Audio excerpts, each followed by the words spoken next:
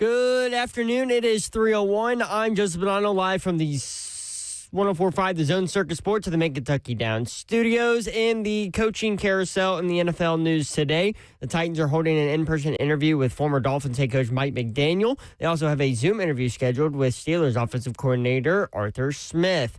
The Giants are the first team to get an in-person interview with former Ravens head coach John Harbaugh, who is with the team today. If he leaves New York without signing a deal, the Falcons and Titans are expected to get visits with the coach. In other NFL news, Oregon quarterback Dante Moore announced on SportsCenter today that he will be returning to the Ducks in 2026. Moore, who only had 20 starts in his college career, likes to get more experience before testing NFL waters. Tonight, number 10 and undefeated Vanderbilt heads on the road to face off against the Texas Longhorns. Tip-off is at 8 o'clock on ESPN2. For every Foundation Repair, one proof needs, you need to visit USSTN.com. Breaking news at once on your home, Titans and Vols. This is 104.5 The Zone.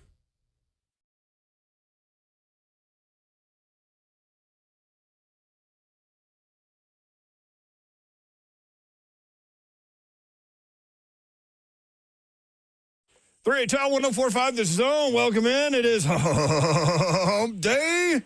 Brett Doherty with you on a beautiful day in the Music City. It has turned cold. Up and down we go. This is how we do it in Nashville. Although it's not gray yet. We haven't had that many days of like 34 and rain yet. 33 and rain. Like hovering right at the temperature. We had that one little snow shower. We've had no chances of snow, really. This winter has sucked. Yes. Patsy's here. Y'all. I'm here. This winter is bunk. All winters in Nashville are bunk. If you just moved here from California, welcome. At least it's not gray today, but don't worry, it's coming. I mean, it has been gray all day until just like the last 30 minutes. But yeah, it's been raining all morning. But not now. Rainy and 40. That's Nashville winter. That's what we've had. The executive producer of 3HLSF. What's up? Slay Dog is in Charlotte. He will be on the SEC Network tonight. He released a video last night watching the end of the Tennessee-Texas A&M game, and it's highly entertaining. Do you think Nate Ament turned a corner in overtime last night? Sure seemed like it. That was the best sample size I've seen from him in a Tennessee uniform in a tight game in the minutes he was playing, they mattered. And he played 42 minutes, something like that. 43. He had 13 points in regulation. He had 10 points in overtime. And they were feeding him the ball. There were a couple times still where he didn't take the shot. When he passes up that open three, you know Barnes is on that sideline going all of the words in his head. I think he was 0 for 4 from deep last night. Yeah, but, I mean, you're on the floor and you're open, shoot it. He did take one in overtime after he scored like 6 straight. He took one that I thought it was just going to be like the place was going to explode. He ended up missing it, hit off the back of the rim. But, yeah, overtime. It's like something clicked on and he realized that he was bigger and faster than everybody else out there. And the guys he was getting matched up on had fouls and couldn't play physical on them. And Antonio just asked, what's a good winter on YouTube? For me, Good point. Everybody defines it however they want to define it. I just happen to have a microphone in front of my face right now. The way I define it is, and I've said this a lot, give me like 1 5 or 6 or 7 inch snowfall every year, and I'm great. I love it. One of my favorite things in life is watching the snow fall. It is the most relaxing thing possible. Absolutely love it. So Lisa says, I hate the snow, which I get it.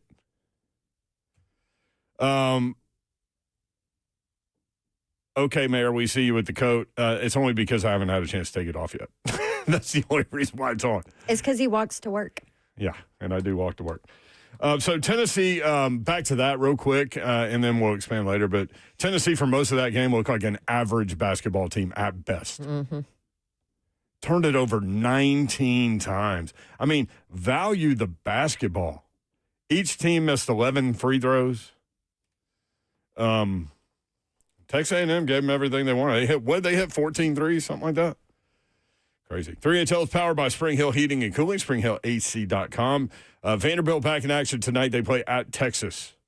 Vanderbilt favored on the road.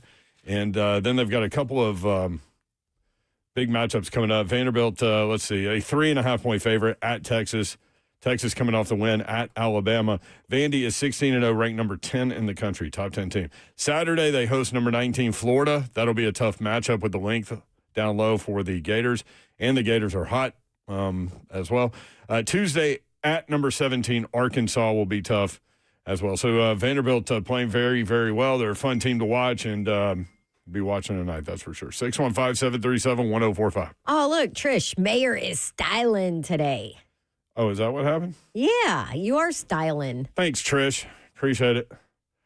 In your little wool coat. Yeah. Look at you. I'm not, blazing hot in here either, which means you're probably cold. I'm cold. Clearly, I have on the biggest sweater ever and a beanie, which isn't coming off. Oh, yeah? I want to see your hair. Well, you can see it out the top. Yeah, I want to see it outside that beanie. See what's going on in there. It's a hot mess. Yes. Big surprise today. Oregon quarterback Dante Moore announced on SportsCenter. He goes on SportsCenter, you think, okay, he's going pro. This is where we are. He would have been the number 2, at least currently, ranked quarterback in the class. He's coming back to Oregon.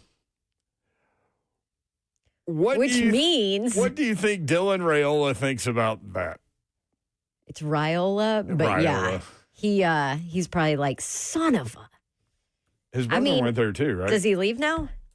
I mean, he's not playing. There's no way he goes to be a backup. Although he is coming off injury and surgery, right? So maybe he sits a year. Somebody sent me a story yesterday. I don't know. The headline is Dylan Raiola accepts demotion to leave Nebraska as package deal with brother. So I haven't read that yet, but that was before Dante Moore announced that he was coming back. Well, now it's really demotion. Wow. Interesting. All right. What do you think about the decision for Dante Moore to come back?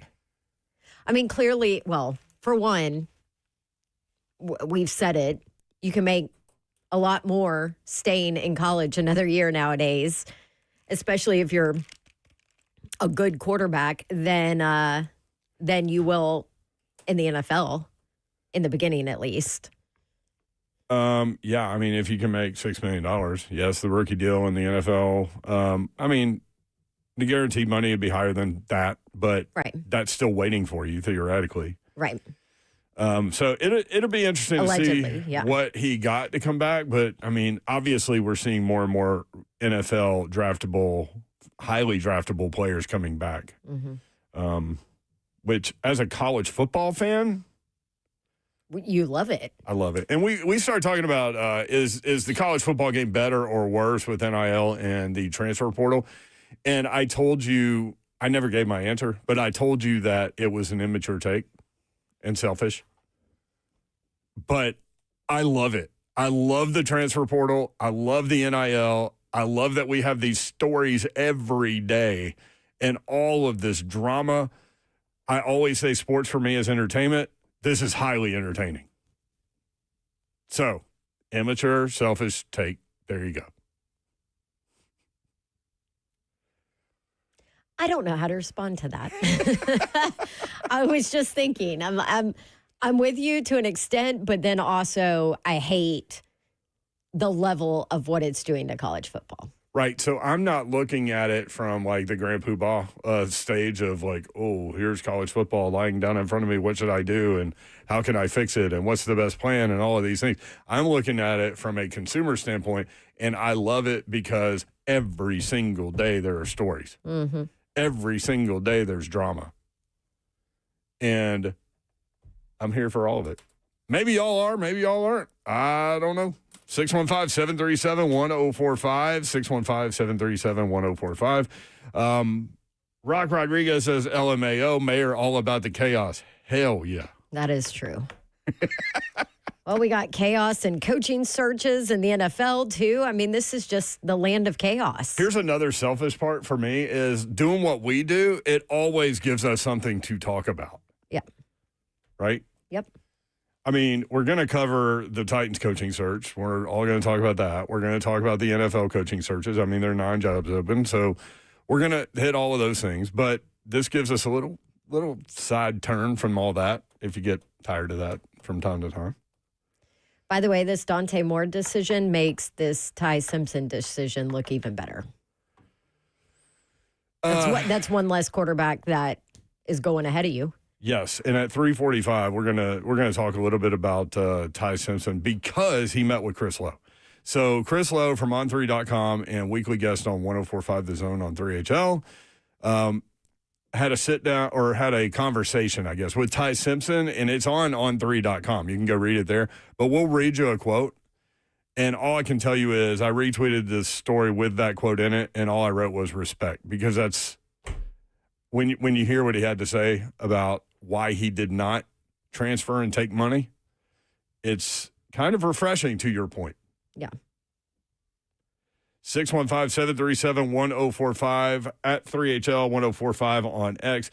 So the Titans are the only team to have satisfied the Rooney Rule. Is this where we are? No, the Giants have too. Okay. So I believe you're referring to Zach Lyons' tweet from this morning. Yeah. There was the NFL.com had not updated their website by the time he did his research. Okay. They have satisfied, I believe they got Raheem Morris and I don't know who their other one is. I know they've satisfied. Is it McDaniel? No, they haven't done McDaniel. It was...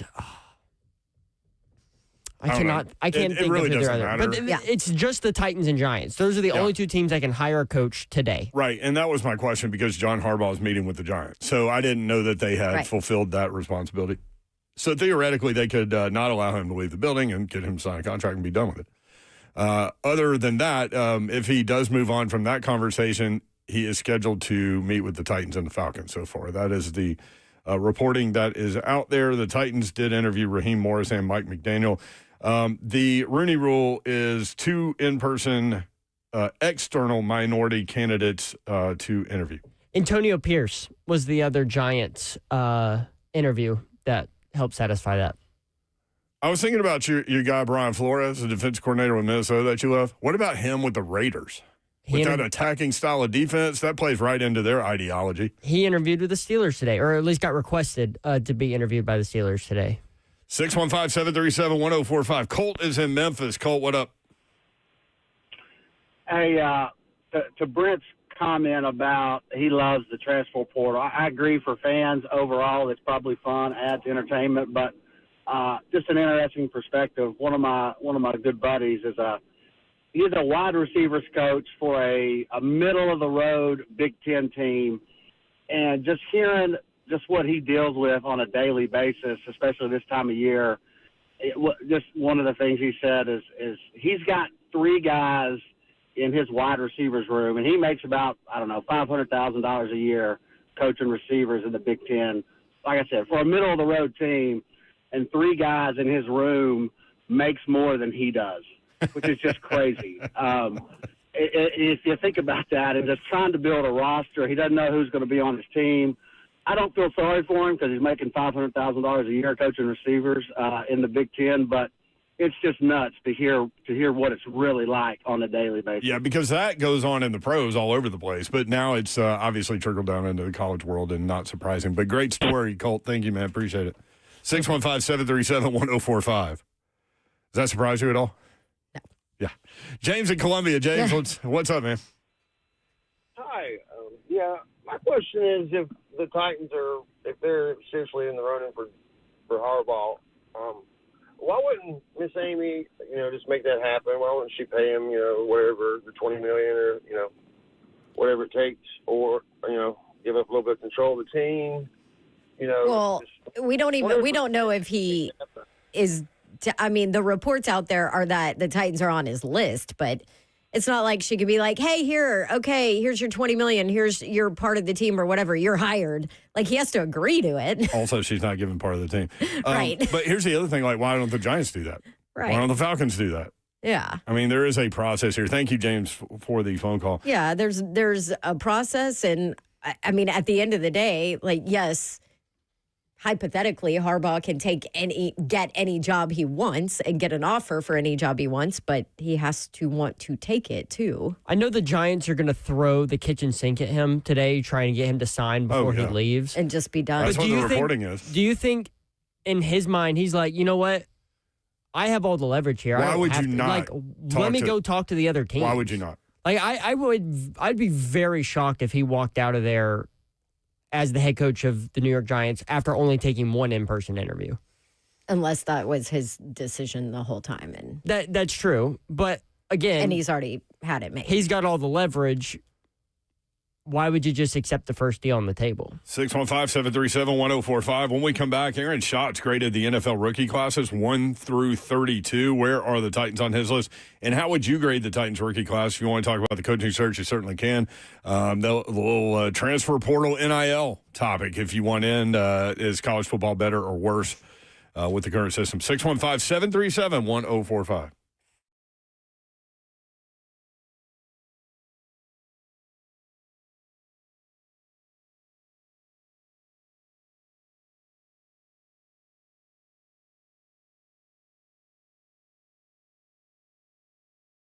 I want to tell you about my friends at eSpaces.com. That is where you need to go to find out some workspace opportunities that you might not have known about. eSpaces.com, again, is the website. These guys have been in business, my guy Pirtle and his crew, for a while now, and they do great work, and they have lots of things ready for you to peruse online, 15 locations, eSpaces.com, if you're looking for place to get work done. Maybe you're a little transient with your work space opportunities.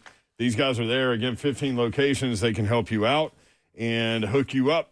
All you need to do is check them out online at eSpaces.com. Great place for you to get work done. And maybe you've got like a crew around Middle Tennessee, and you need a centralized location for you all to get together, eSpaces.com. That's where you need to go. Private offices, team suites, meeting rooms that are fully equipped, 24/7 access, flexible terms, beautiful professional spaces that are move-in ready. Whether you're scaling up or just getting started, eSpaces provides flexibility without compromise. You can check them out now. Tours available now. Reserve your space early. eSpaces.com. Again, that's eSpaces.com.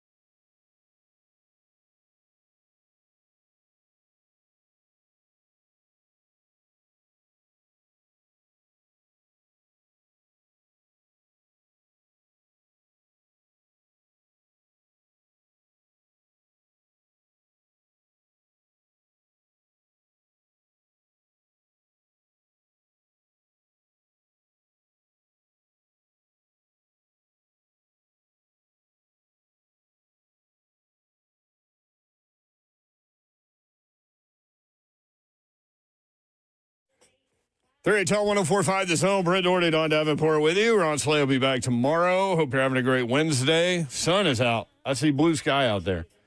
It is a little chilly. Executive producer of 3HLSF. What's up? Got some cold temperatures with these games coming up this weekend. How cold? How cold is it?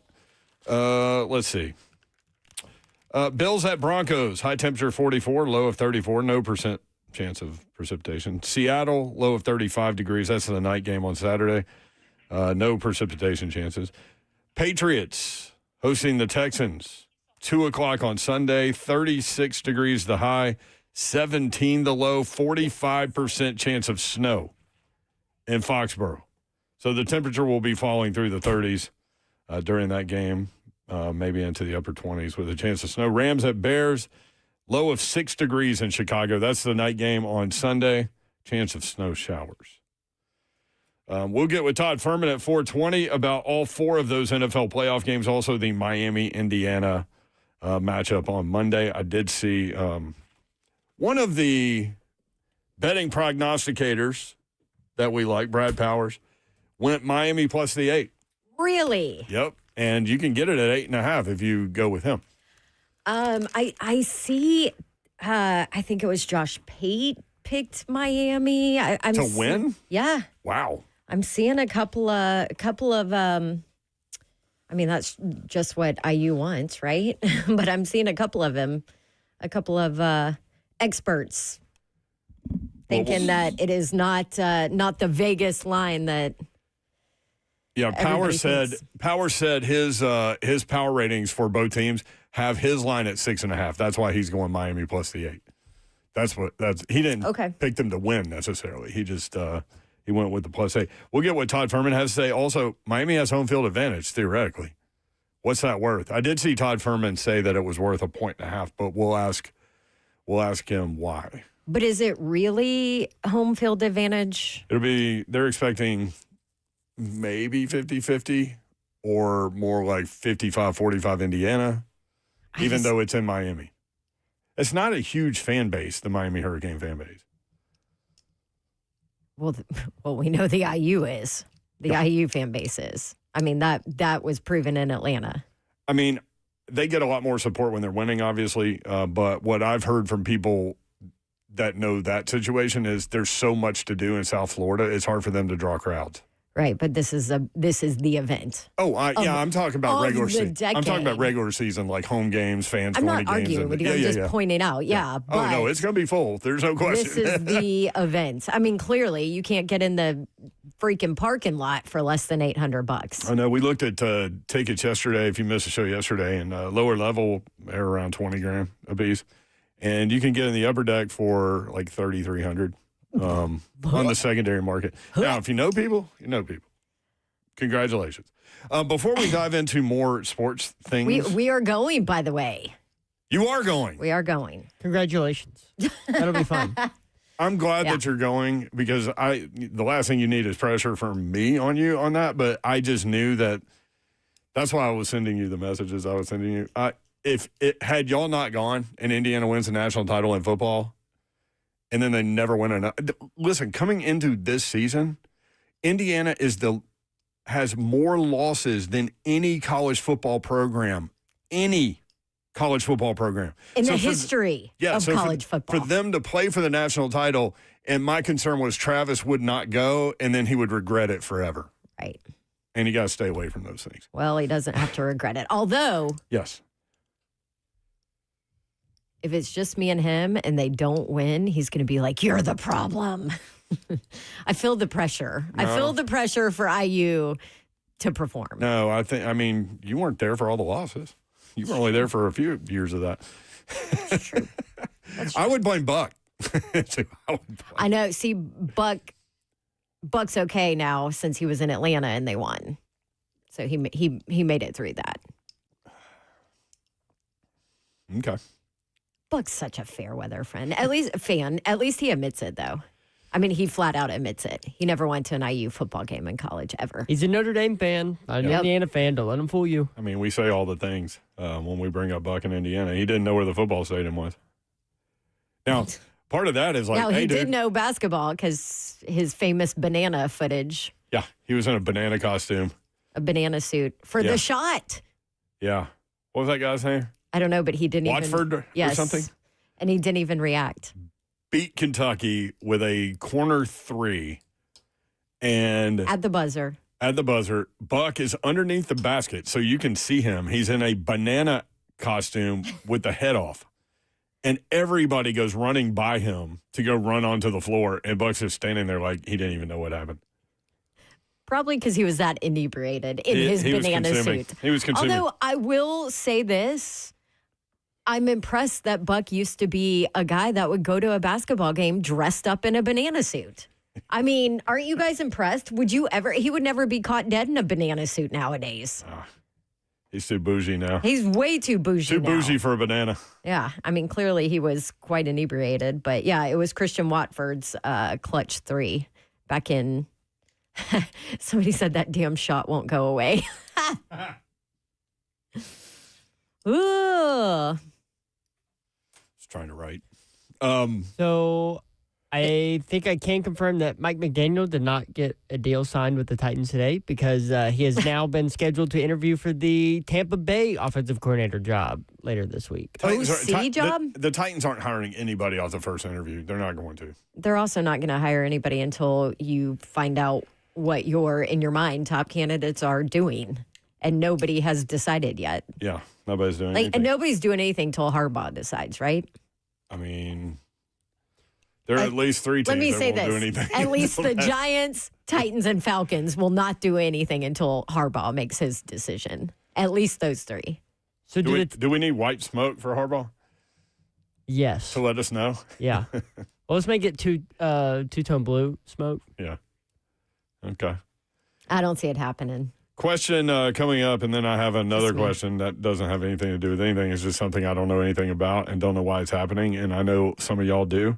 How would you grade the Titans rookie class? Aaron Schatz graded the NFL rookie class as 1 to 32. We got the first few of them, and then we'll tell you where the Titans are. Obviously not in the first few. 615-737-1045. What in the hell is going on with Verizon today? Oh, They're I was down. like, what are you talking about? You don't. Is that Oh, I what you have were another talking about? You question. don't I know? forgot Yeah, Verizon down. Yep. Is this like warfare Outage. from somewhere? I don't know. Come on, conspiracy people. Well, I don't have Verizon, so I can still text. Yeah. Y'all AT&T. trying to take me out. Are you I can still Verizon? text. Yes. yeah. AT&T gang. Yep. Yeah. Usually it's us. Yeah, it's a good point. Let's be honest. Yeah, Verizon's out all over the country. Yeah. Tom Miller says down here in Florida it's out. Mm-hmm. Connect to the Marciano Wi-Fi says- to text. Marciano says we back now. Is that true? Okay. He also says Giants are acting thirsty. I mean, they're putting it out there with reporters that they want are him. willing to do anything. They want him so bad.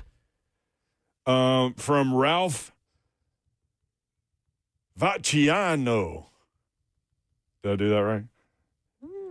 It's Vacchianno. Vacchiano. Machiano seems about right. I mean, you're Bonanno. I feel like I have one of the easier Italian last names. The New York Giants are not throwing away their shot. They're willing to offer John Harbaugh almost anything he wants as they get the first in-person interview with the coveted ex-Ravens coach. So the Titans don't have anybody scheduled to interview tomorrow. Do you think they've just kept the schedule clear for Harbaugh to come in on Thursday? Oh, that's an interesting point. Is that Because true? they've got two guys today. They've got Mike McDaniel in person today and Arthur Smith on Zoom today. They have a couple guys on Friday. They've got Daboll on Friday. Who's the Dave on other guy? Friday, and I think they McCarthy have, on Saturday. Jonathan Gannon. I don't even know why you're talking to him. Robert Saleh on Sunday. Sorry, Gannon, if you're in town. So I'm sure you're a great guy. Coordinator? But yes, you just got fired from Arizona. I don't think that's going to win the press conference. So are they leaving Thursday out open to squeeze in Harbaugh? Hopefully get him before he goes to Atlanta. I don't know, man. So if he's starting in New York, Nashville would be the first place he'd come after be the first place before Atlanta. Listen to you. Why? Why would it be the first place after Atlanta? More north than Atlanta, closer to New York. So he's definitely going to Atlanta next? I don't know where he's going next. Okay. It's the Falcons and the Titans are the two teams that are expected to get him if he leaves New York today without a job. This whole Dante Moore thing with Oregon, I'm surprised and not surprised. Look, squirrel. I know. Well, I just looked at my sheet and saw it again. We go from Harbaugh to Dante? Well, I was just thinking about it. I'm surprised and not surprised. I'm surprised because, like, he arranged to be on SportsCenter to announce he's coming back. Like, who the hell cares if he's coming back? Well, this is the new world. We just have to have a press conference for everything. Yes. I mean, Marcus Freeman had a press conference to say he's not interested in the NFL, basically. I mean, also, why would you do? I guess it makes sense to do it on SportsCenter. I don't know. I'd do it on. I'd be like, hey, look, I got a haircut on SportsCenter. Hey, Why not? I can't tell. It's all wrapped in a beanie. Just announce the smallest things on SportsCenter if you get the opportunity. If anybody, I mean, in this NIL world, right? It's all about your persona, your public image, your whatever. Why wouldn't you take every opportunity that you have to do big things? Oh, I don't blame the guy. I just like from sport. Like, if you're the producer of SportsCenter booking that show, would you have put him on? I guess I would. Yeah, I just don't know because how people much are of a- going to watch to find out. I don't know how much of a pull. Oregon is You now. probably get New York because of Jets fans thinking Because they're wondering if he's going to the NFL. They would be the ones in play for him. Mm-hmm. So that's probably where your pool comes from. Well, that and all of Oregon, but I don't know how big the Oregon fan base is. How would you grade the Titans 2025 draft class? Cam Ward, Femi Oladeju was hurt a lot. Kevin Winston Jr. started 6 games. And, I mean, people around the league are buzzing about that guy. Chim DK, All-Pro. Gunnar Helm, 44 for 357 and 2 touchdowns. Alec Manor, also in the 4th round. All 3 of those guys in the 4th round. 41 receptions, 515 yards, and 4 touchdowns. Jackson Slater's the one guy. Did he get in the last game? He was the one. He did. Okay. Because Zeitler and Cushenberry got hurt. Okay. No. Yeah. Not Cushenberry. Who's the backup that filled in at center? Corey Levin. Levin and Zeitler got hurt. Gotcha. Marcus Harris started 5 games at corner. And Khalil Mullings picked up a big first down in a game. So where would you rank them? Cam Ward, by the way, 59.8% completion percentage, obviously was much better down the stretch. 3,169 pass yards, that's number 17 ranked in the NFL this year. 15 touchdowns, ranks 25th in the NFL, 7 interceptions. Also had the rushing touchdown. Aaron Schatz with ESPN ranked the last NFL draft class 1 to 32. He had the Saints number 1. A lot of that is Tyler Shuck, who was drafted in the 2nd round. First round left tackle, we met him at Media Days a couple of years ago. Kelvin Banks Jr. from Texas started all 17 games at left tackle for the Saints. Dog. Yep. Jonas Sanker in the 3rd round was a dog at safety. Danny Stutzman, the linebacker from Oklahoma, in the 4th round. He has Cleveland 2, the Giants 3, Jackson Dart, Abdul Carter, only 4 sacks, but he had 56 pressures, Abdul Carter. Cam Scatterbo, just 5 starts, obviously got hurt. He's got the Patriots 4, Panthers 5. He has the Titans 11. And I'll read to you what he said about them when we come back. But first, Kevin in Brentwood. Kevin, what's up? Hey, fellas, how are you? Good. What's up? Christian Watford made the shot. Yep. He's actually from Birmingham, Alabama, Shades Valley High School graduate. There you go. Really? I didn't know he was from Alabama. Shades From Valley. Birmingham, yep. Great high school player. Question for you guys and for Todd Ferman. I've always been curious about the ticker on ESPN when it shows games and shows the FBI chance to win and the line. I want to know how a team that is the underdog, let's say they're plus 1.5, is then got a better than 50% chance to win the game. I've always wondered that. You see that one team is favored and they're not favored in the FBI percent. I've wondered how that works. Those are exactly the games that Todd is looking for. Mm-hmm. So they don't really know who's gonna win basically, like in layman's terms, all that is take Todd Ferman, for example. When he evaluates games, he's got these power rankings for each team, right? And they're kind of fluid throughout the year based on he'll talk about games being data points. And so sometimes there'll be a team that's favored by 1.5 where Todd will have the other team favored by 2, for example. That's all the FPI is doing there. So honestly, it's basically it is a predictive algorithm, analytic numbers, computers, predictive system that ESPN put together. Yeah, and as someone who puts a little bit of money down for an entertainment value, I do look at that. Yeah. So basically, it takes like if a team is better or worse against a certain opponent on a home field and adds that into the mix. And, do you see what I'm saying? And then it basically runs it thousands of times, and that's where they get their number. Yeah, so Kevin, great question. We'll ask him and get him to comment on it. Okay. Way more intelligently from his world than we can, but we'll do it. Thank you, man. John Harbaugh. One more quick thing. Okay. John Harbaugh. Yep. John Harbaugh, if he were to come to Titans, should he, could he, and would he possibly bring Derrick Henry back here with him? And would he fit well in a Cam Ward offense? Thanks, guys. Thank you, Kevin. Thank you. A lot of Titans fans have brought that up. I don't see it happening. Not fit well in a Cam Ward offense. They're a little bit better up front than they were when he was here last, but and there have been stories out of Baltimore about them reconstructing their roster and trading Lamar Jackson and getting rid of Derrick Henry, and so those stories are out there a little bit. They will probably gain some traction when John Harbaugh gets a job, and then everybody looks for the secondary part of that story, which will be those two guys. So we'll see. I think it's a valid question.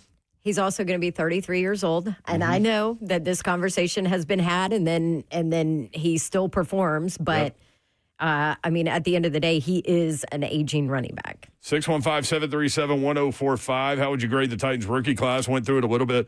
I'll read you what Aaron Schatz wrote about the Titans rookies when we come back. He has them 11th in the NFL. 615-737-1045.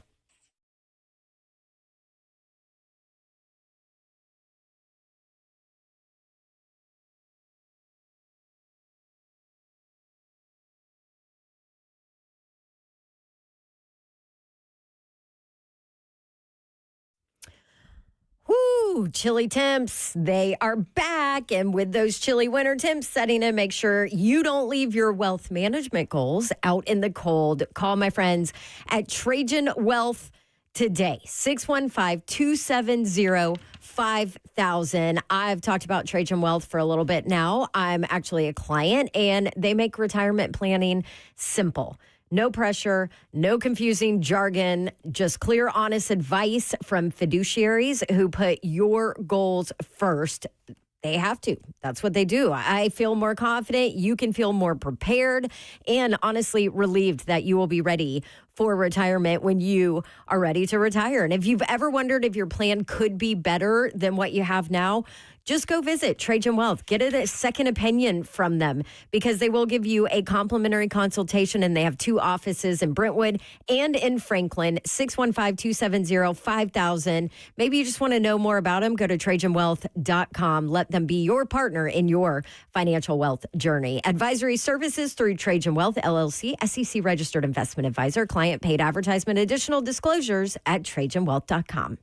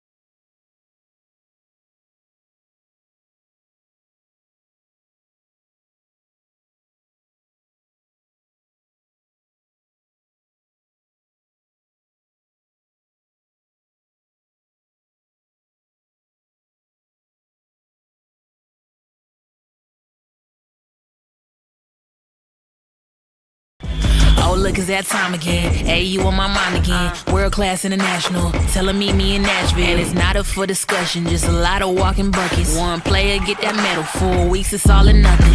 We made the rules how we play right now. Give me the ball in my hand right now. Tell 'em to keep it a band right now. I think we hot in demand right now.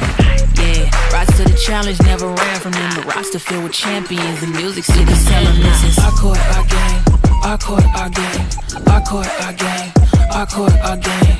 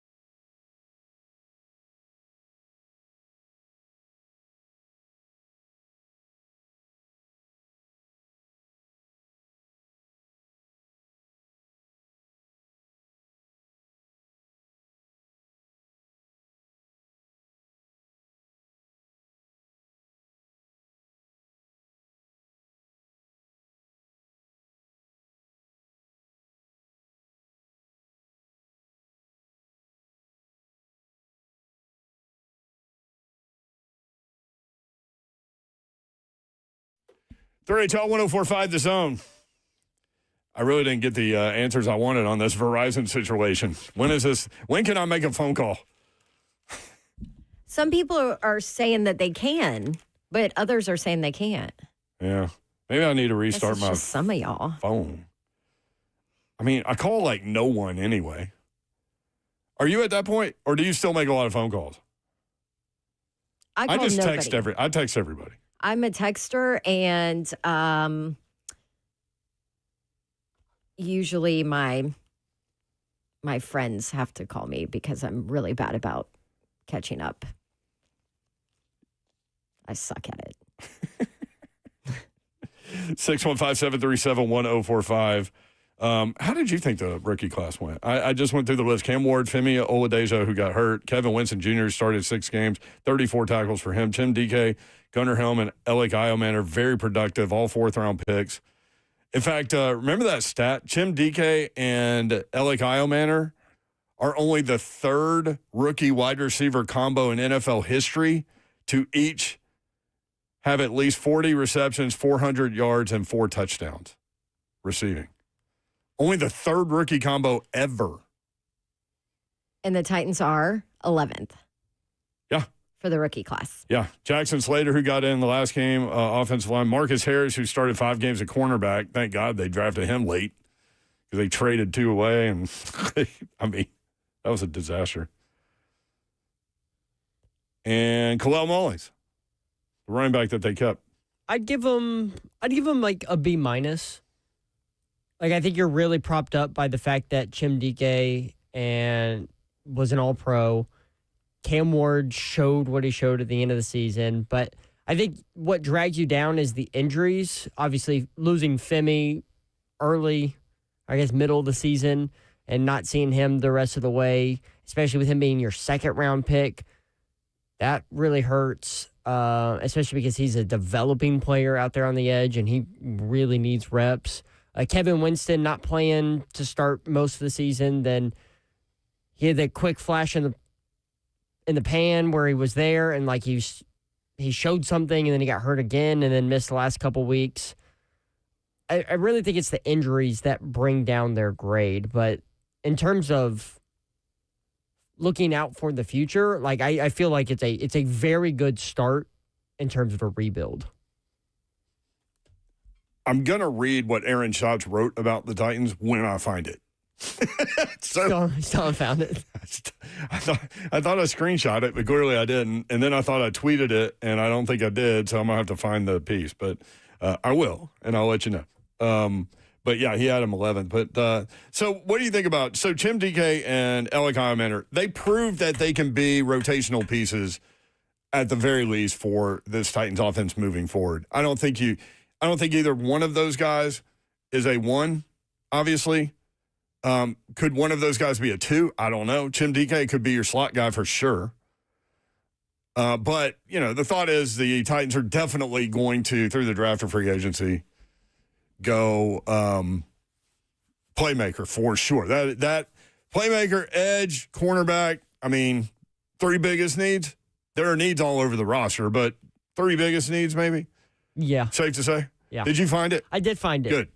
This is what Aaron Schatz had to say about the Tennessee Titans. Okay. Number 1 pick Cam Ward was not good from a statistical perspective with a 33.1 QBR. Ward took a league-high 55 sacks and completed less than 60% of his passes. These stats are a part of why the Titans are down here at number 11 despite starting a rookie quarterback all season. However, most film watchers strongly believe that Ward played well despite those stats and was victimized by a poor supporting cast. Of course, a lot of that supporting cast was also made up of rookies, including fourth-round wide receivers Alec Iomanner and Chim Dike, who had a combined 89 catches for 938 yards and 8 touchdowns. Dike was also one of the top return men in the league with 2 punt return touchdowns, while tight end Gunnar Helm, taken in the 4th round between Dike and Iomanner, had 44 catches for 357 yards and 2 touchdowns. On defense, the top performer was third-round safety Kevin Winston Jr., who started 6 games with 34 combined tackles, and 6th-round cornerback Marcus Harris started 5 games with 28 combined tackles and 5 passes defended. He did not mention Femi Oladejo at all. There's no reason to. Also, people are going crazy in the chat about Derrick Henry. I didn't say trade for him. I just said that storyline will be out there. What do you mean? How are people going crazy? Like they're saying bring him back or don't. No, he's too old. And yes or no? Yeah, don't go. You can never go home again. All these things. Move on. Move forward. I'm more in that boat, despite my respect for the king. He's a walking jacket. But I still think he has another year in him.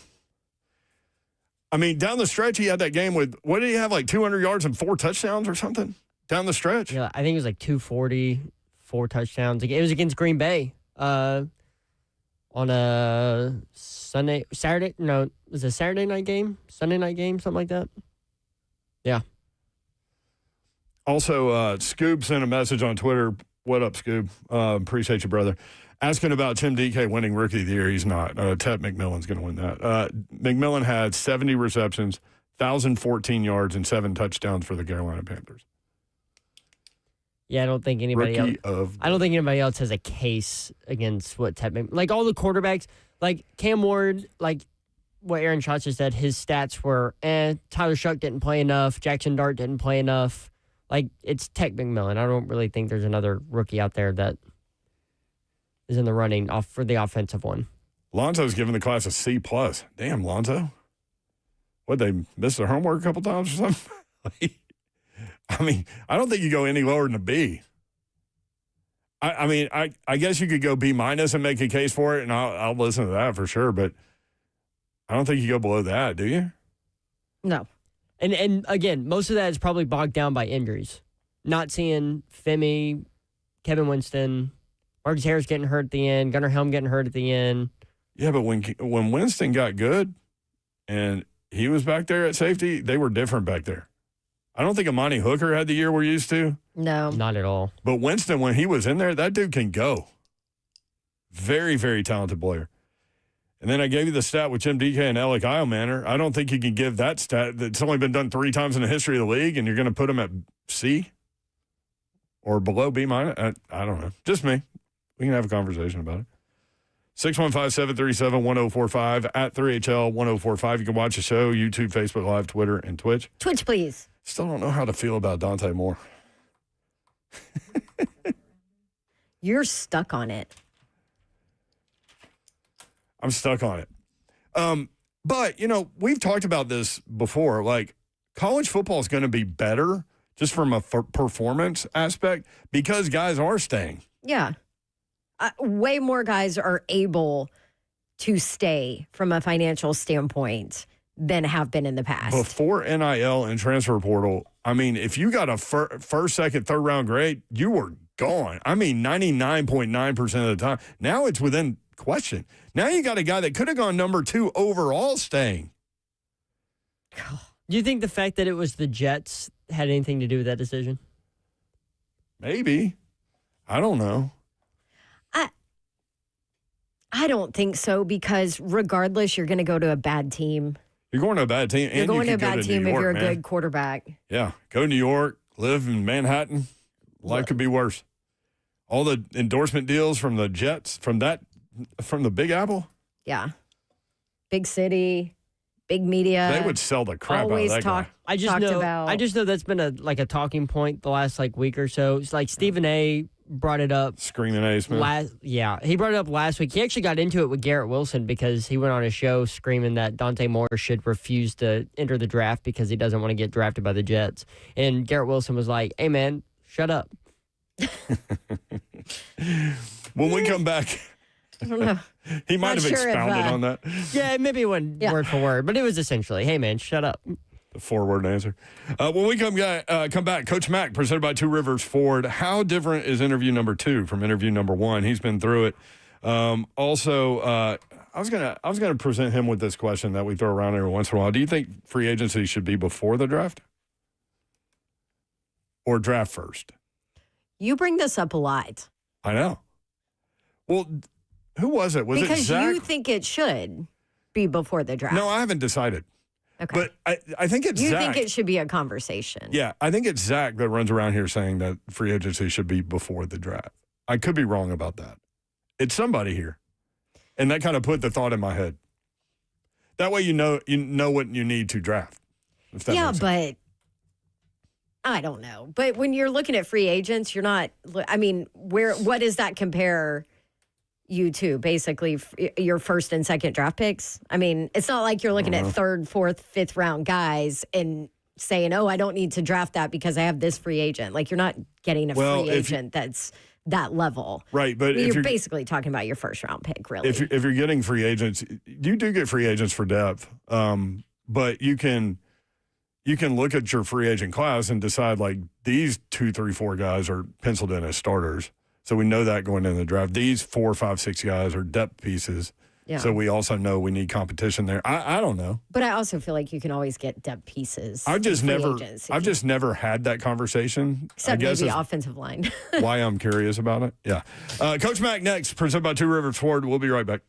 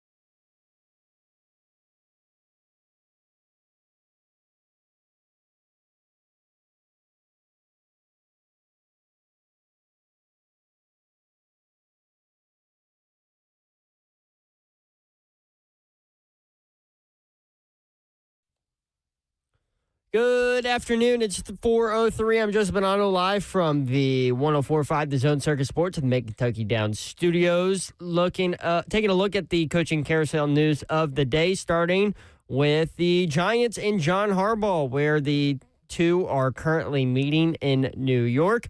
Harbaugh is currently at the facility in New Jersey and has even spoken to quarterback Jackson Dart. His plan is to fly home to Baltimore tonight and speak with other teams in the coming days, assuming he does not reach a deal with the Giants today. The Titans held an in-person interview with former Dolphins head coach Mike McDaniel, and they also have a Zoom interview scheduled with Steelers offensive coordinator Arthur Smith. Also, tonight, number 10, undefeated Vanderbilt will head on the road to face off against the Texas Longhorns. Tip-off for that one is at 8 o'clock on ESPN2. For all your foundation repair waterproofing needs, you need to visit USSTN.com. Breaking news at once on your home for Titans and Balls. This is 104.5 The Zone.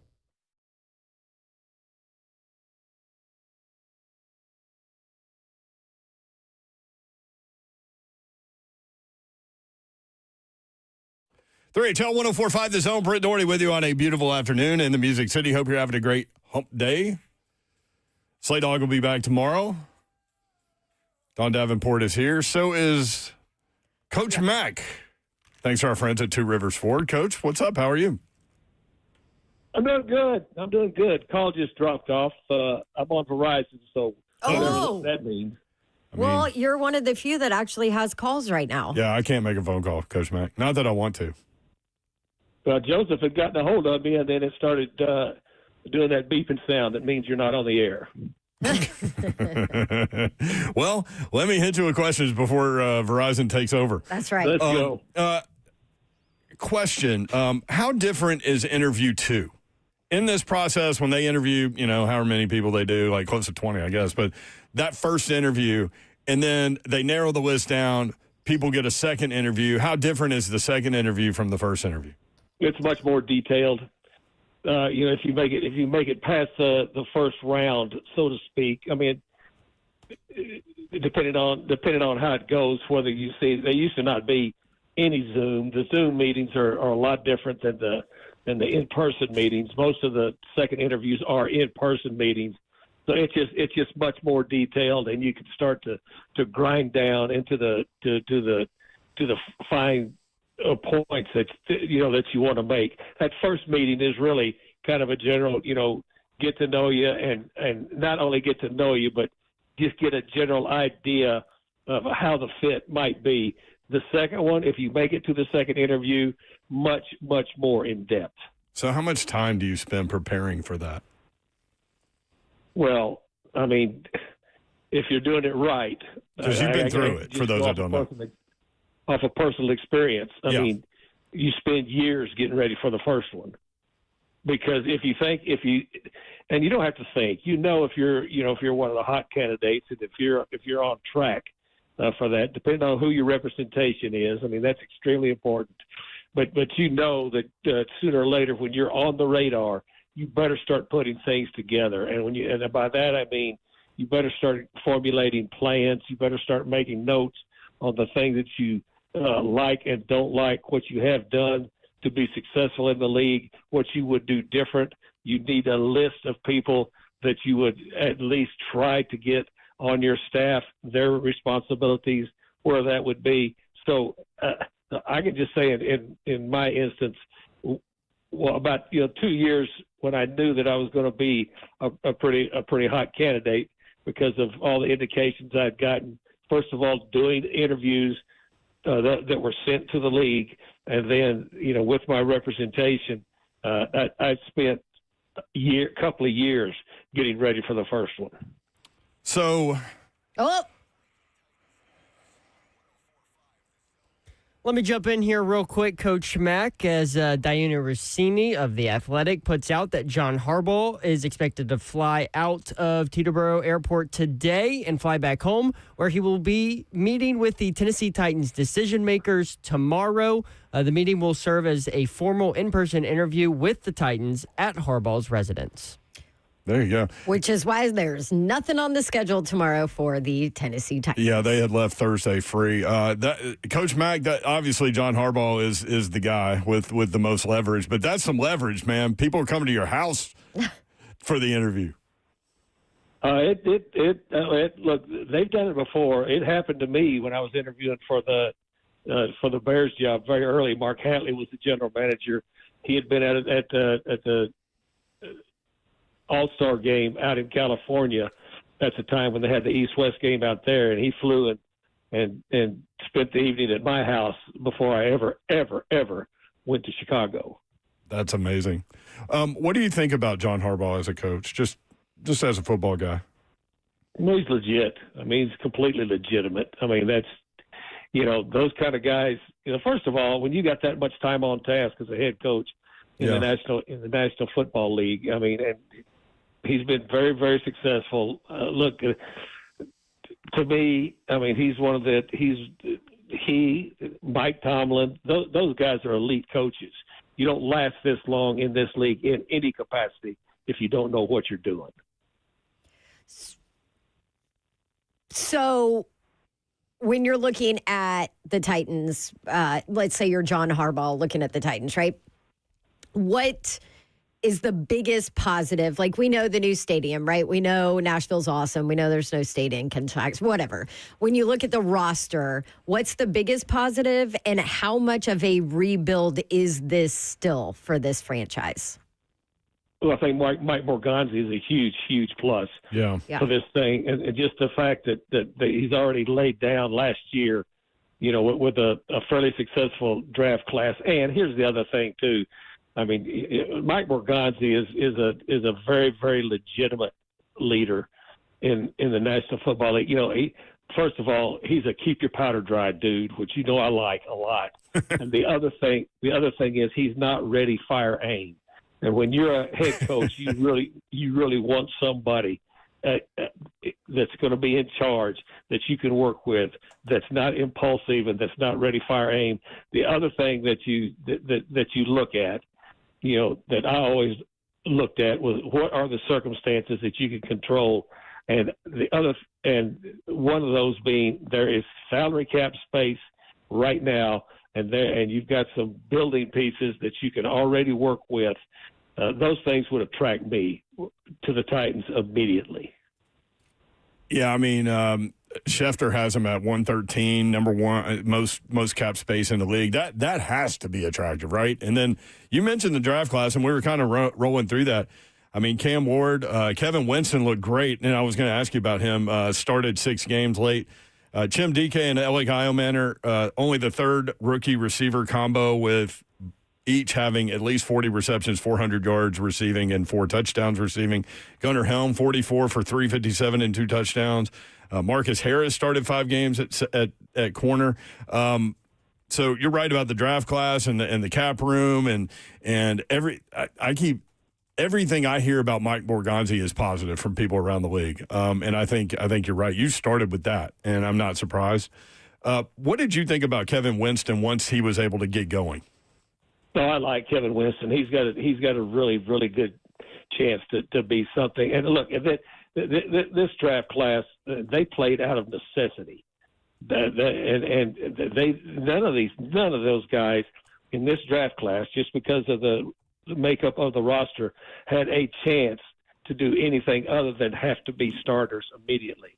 And look, there were some injuries, across the board with those rookies that kept them from playing an entire season, except for a couple of them. But what they were asked to do, it wasn't like they were eased into the National Football League. I mean, they were, thrown right into the middle of the lake and swim to shore.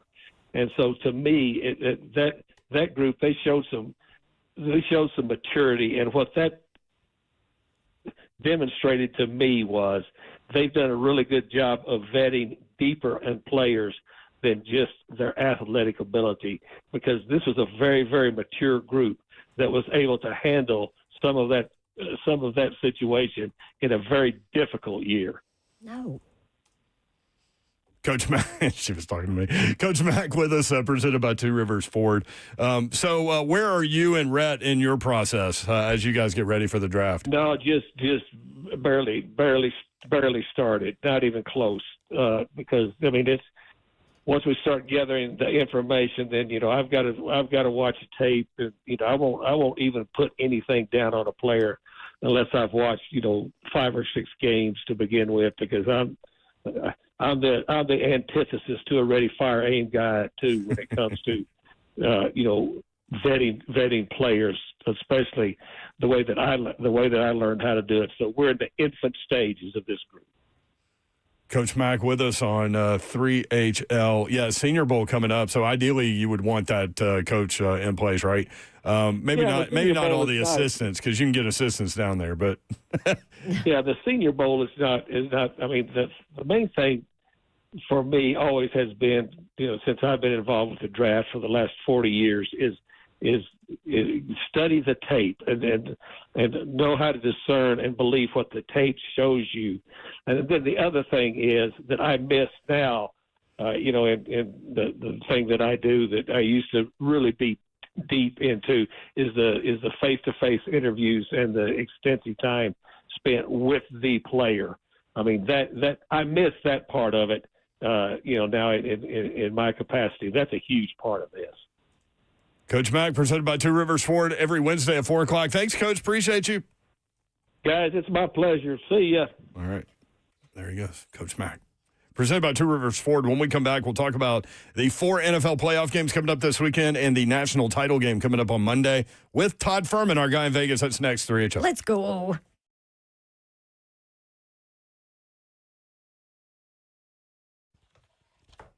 Want to tell you about Pella Windows and Doors of Nashville. If you are in need of replacement windows and doors, that's who you need to call. They are the absolute best. You might be surprised to learn how affordable those replacement windows are from Pella Windows and Doors. Affordable even more so with the Dawn deal for January. Payments as low as $99 a month and 50% off Pella certified labor. All you have to do is give them a call, 615-249-1910, or schedule your free consultation. They'll come to you and show you everything they have, see what you need. And you can tell them you want the Dawn deal too, by the way. And you can do that online easily. It's PellaNashville.com. Pella Windows and Doors of Nashville. Go visit one of their 2 showrooms, one in Franklin, also one in Hendersonville, right there at the corner of East Main, Indian Lake Boulevard. 2 locations. Go check them out. They are amazing. You can pull windows and doors out of the wall and see what you like and what you need, and they will help you out. It's PellaNashville.com.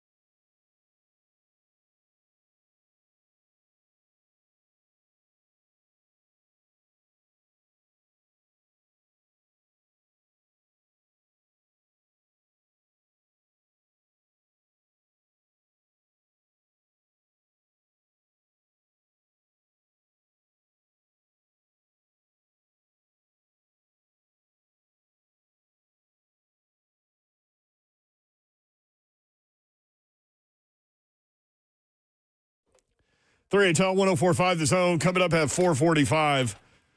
You'll hear from Austin Price with VolQuest.com. He was on with Ramon and Will this morning talking about Tennessee's quarterback situation. Actually, it was yesterday. Thank you.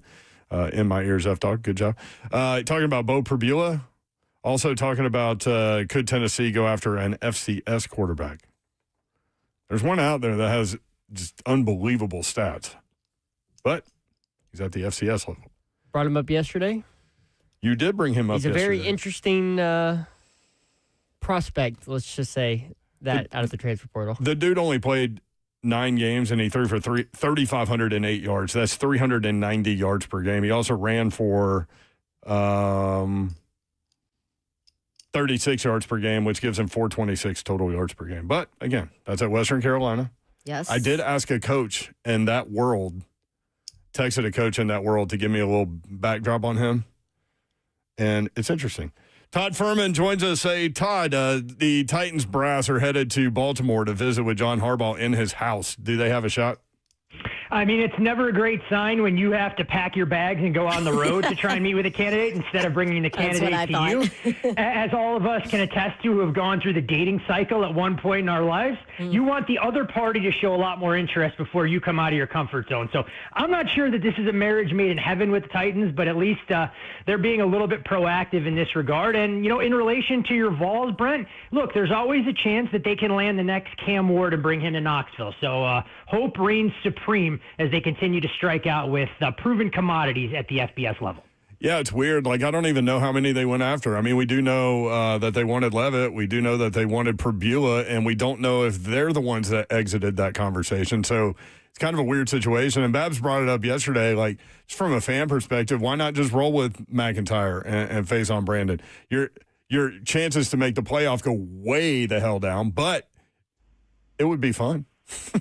I mean, there's another name out there if Tennessee believes that they can get Dylan Raiola away from Eugene as well, if he doesn't want to back up Dante Moore, given the developments that we saw earlier today. So there's still some guys out there that are more than capable of potentially taking that job, but it definitely gets to be a lot more of a complex scenario, knowing that you don't have the spring portal window as well, that once you come out of spring practice, you go, I don't think we have a true starting quarterback. And then who knows, maybe Tennessee wants to just run the Wildcat in 2026. I mean, why are we overlooking a young quarterback? Oh, Ohio State did it? Well, redshirt freshman transfer from Alabama, but yes, they did. Yeah, I think this is kind of the world we live in now, unfortunately. But to your point, Don, I do think you have to give some of these young kids a crack and hope that if you believe in what you've been able to recruit at the high school level can translate. And, you know, maybe they're a little bit more loyal to the program. If they start early on, you're willing to take some lumps. But I think when you look at college football landscape, especially in the Power Four now, it's what have you done for me lately? And if a team isn't competing for a playoff, immediately the head coach's job security gets called into question. I know. I can't wait till we start with the odds of the coach that's going to be fired first in college football next year. It'll be here before you know it, right? Yeah, and I'm sure that we can put some names on the list sooner rather than later before we see teams get out there for spring practice in just what feels like a few weeks, even though we have a national champion to crown first. Crazy. NFL playoff action last weekend was absolutely incredible. How did the public do? How did Vegas do? Some of the biggest positions from professional bettors all went belly up. And if we kind of go in reverse order, I mean, we talked about the game on Monday night between the Steelers and Texans, how professionals had grabbed the 3.5 and 3. That didn't quite work out for them in that particular scenario. You had very good two-way action on the Chargers-Patriots game leading up to that one.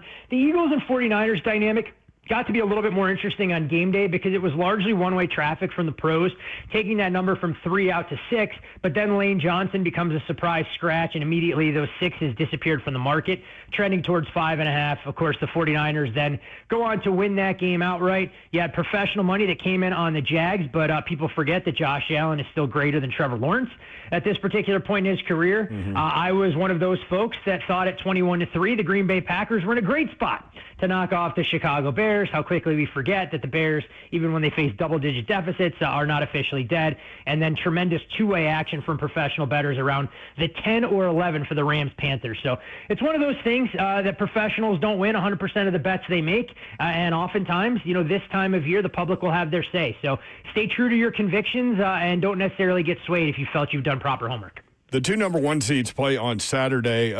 How much of an advantage is that for the number one seed to have a bye week while others are playing?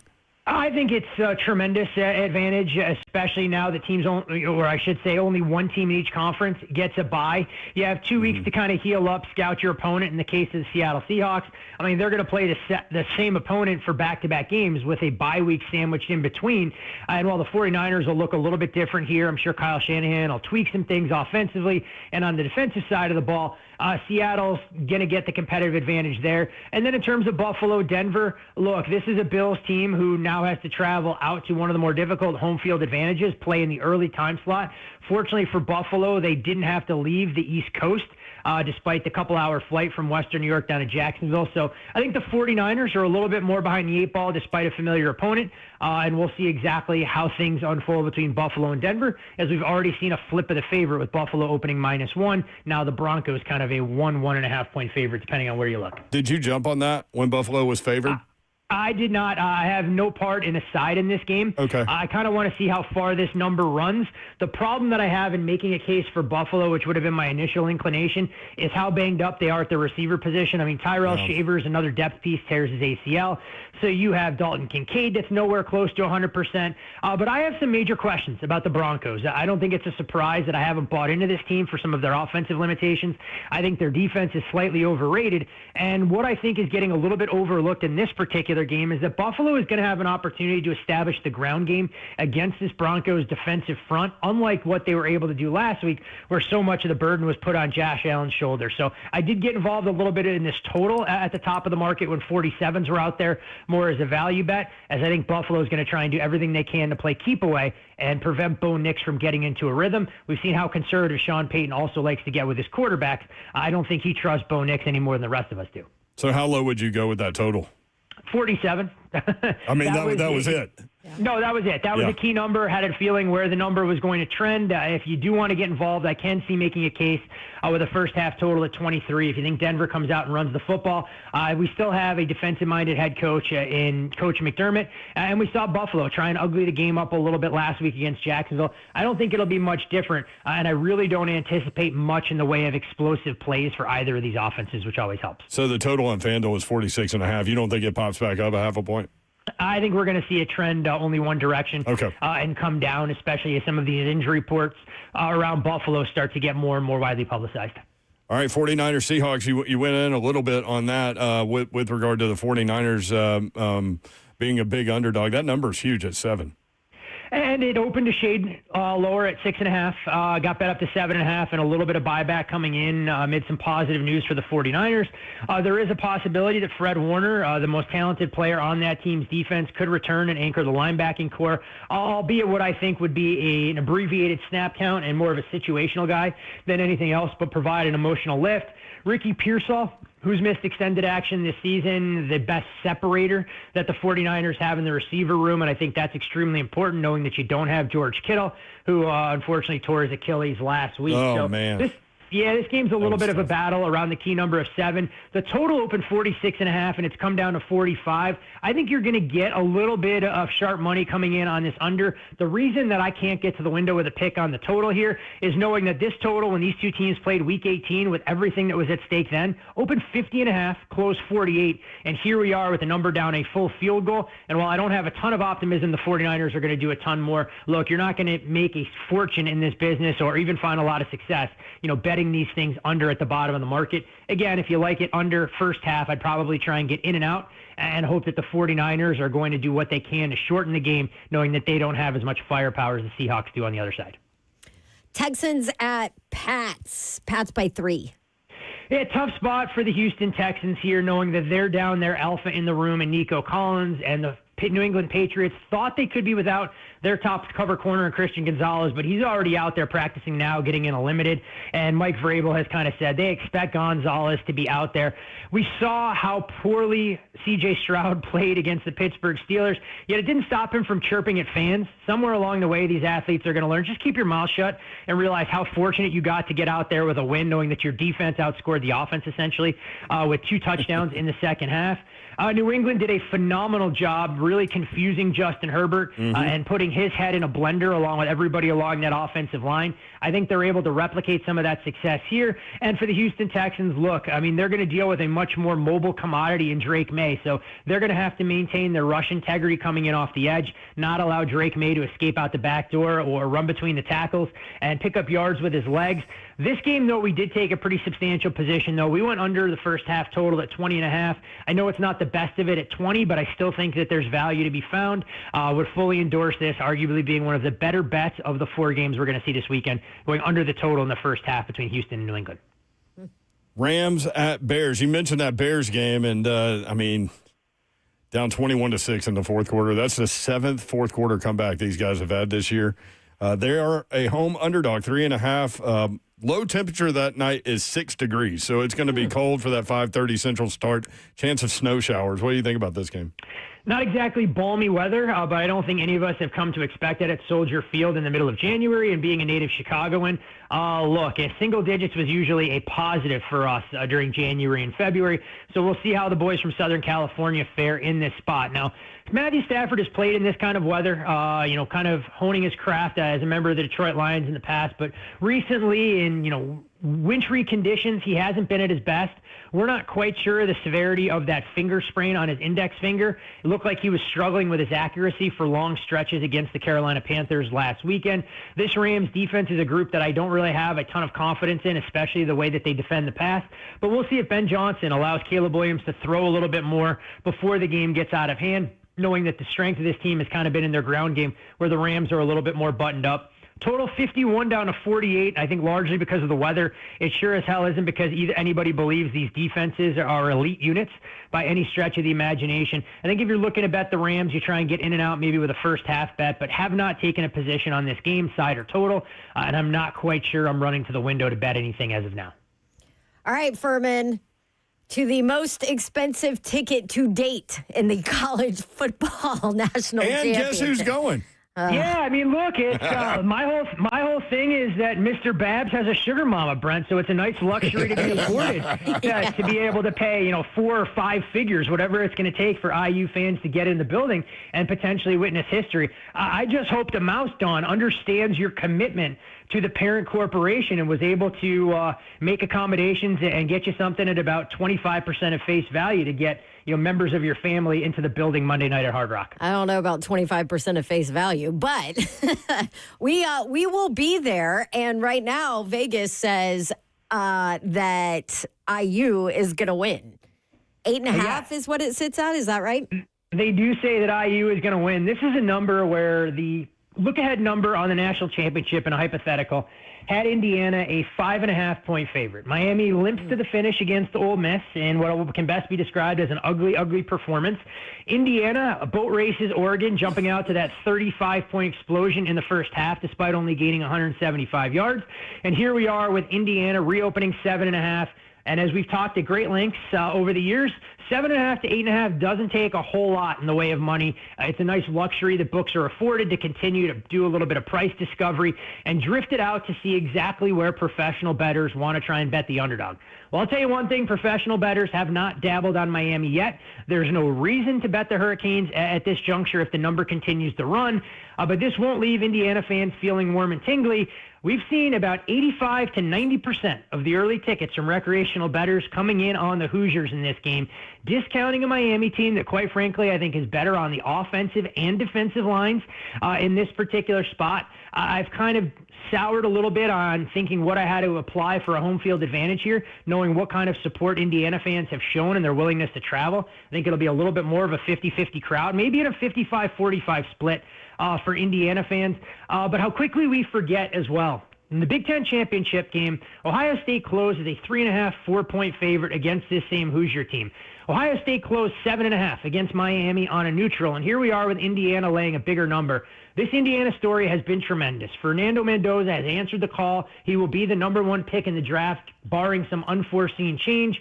But I think Indiana is going to be in for a 4-quarter fight. And the only way that I'm looking to bet this game is Miami. I think they'll shorten the game. They'll establish their physicality in the trenches. And when you dig into Miami's resume, I know they have 2 losses against SMU and Louisville, but look when they stepped up in class and took on some of the better teams in their schedule, not just this year, but under Mario Cristobal. They tend to take the us against the world mentality. I think you have a veteran quarterback in Carson Beck who's been good at protecting the football. They can run it. And I think this is a game where I worry quite a bit about Indiana's defensive rotation. They're not extremely deep along that defensive line. And if they get worn down, those 2- and 3-yard runs can turn into bigger carries. We'll see if Fernando Mendoza comes in a little bit juiced. I like Miami plus the points. And Babs, cover your ears. I think Miami wins this game outright on Monday night. What? Really? I think Indiana is going to be in for a much different football game than what they've seen each of the last couple weeks. You guys know how I felt about Alabama. And That's again, no disrespect meant to Indiana going out there and taking care of business, but they did start that game slowly, and it was more Alabama getting desperate, creating a short field or two. And look, while Indiana had a lot to do with building that early lead, it's a nice luxury to be able to have a pick 6 to start the game. Dante Moore get a little bit confused and collided with his running back, and asking a team to score 35 points on 175 yards of total offense in the first half. I just don't see that scenario unfolding here. I think this is a Miami team who's going to embrace the underdog role, and it's about 20-plus years since Miami went into a game against a Big Ten opponent as a massive favorite and lost outright. I think we see history kind of do a full 180 here, and it's Miami trying to cement this legacy with a Cinderella story of their own, knocking off Indiana. All right, over under number of picks Carson Beck throws. Well, it depends how many times Carson Beck has to drop back to pass. Man, he makes me nervous. Yeah, they only let him throw 18 to 20 times. It's a little bit of a different storyline there. But I do think, Carson Beck is going to be a substantial favorite to throw an interception. I mean, I'm setting the odds right around $150 to $160. But if Carson Beck is in known passing situations and Miami has to play from behind, then all bets are off. And I think that sets up well for an Indiana team that has shown that they have a good amount of weapons, an underrated ground game. But we'll see. I think this game is a lot more competitive than what this number suggests. And that's why they play the games, though. When we chat next week at this time, I'll either look like a genius or a jackass, and it's a role that I'm more than happy to embrace. Because you've been both often. Yep, exactly. 10-plus years, you guys have a laundry list of data points that have proven both sides of the ledger for me, depending on any given week. Interesting. Miami money line. Guess what I just did? I cashed out my bet of Indiana to win the national title. I just cashed it out. I wasn't going to tell you to go against that. I mean, look, somewhere along the way, you do have to trust a little bit of your convictions in some of these games, but I just still show a tremendous amount of value on Miami.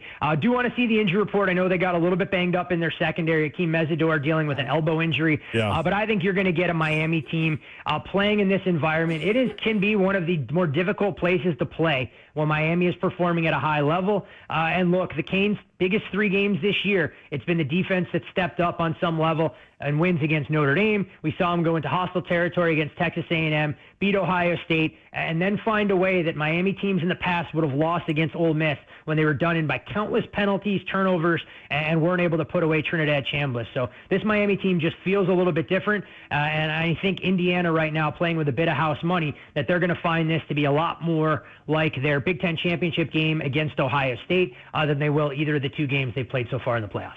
So how much of a home field advantage do you give, like point-wise?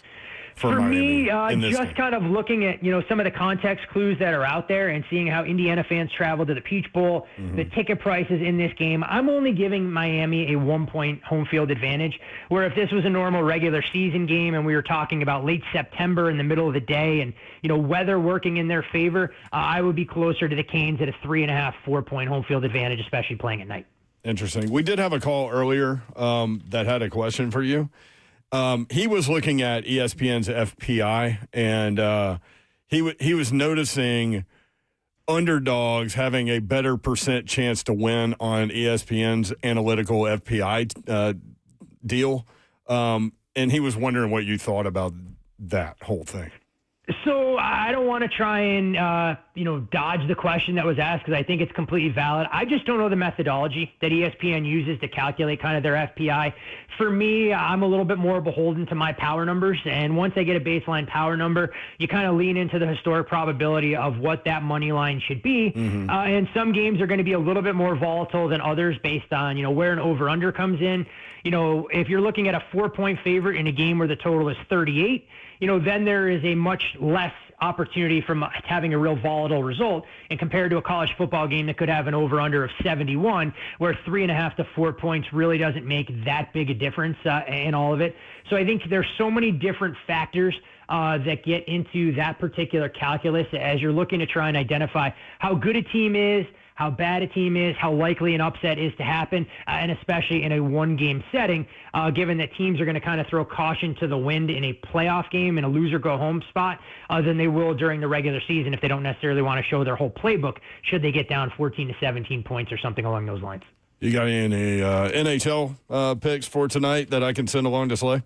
You know what? The only thing I bet tonight was the Philadelphia Flyers, but at a price, I don't think it's really widely available. I still don't have any qualms if people kind of want to take that plus $1.20 that's out there against the Buffalo Sabres.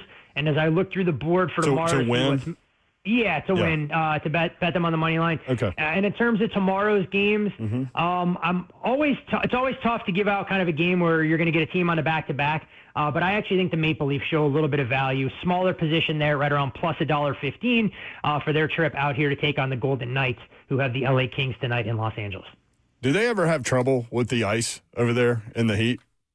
They don't have a ton of trouble out here. The one good thing, and given how dry the climate is, it's a lot easier to keep the ice in pretty good shape. Typically, humidity is going to be the biggest enemy of an ice surface, and so that's why in the Stanley Cup, when you have Florida playing deep into June, it's a lot tougher to keep that sheet in good position than it was when Vegas has made multiple Stanley Cup runs. And I think some of that will get tested by the Ice Wizards when we have an outdoor game in Raymond James Stadium for the Tampa Bay Lightning in early February.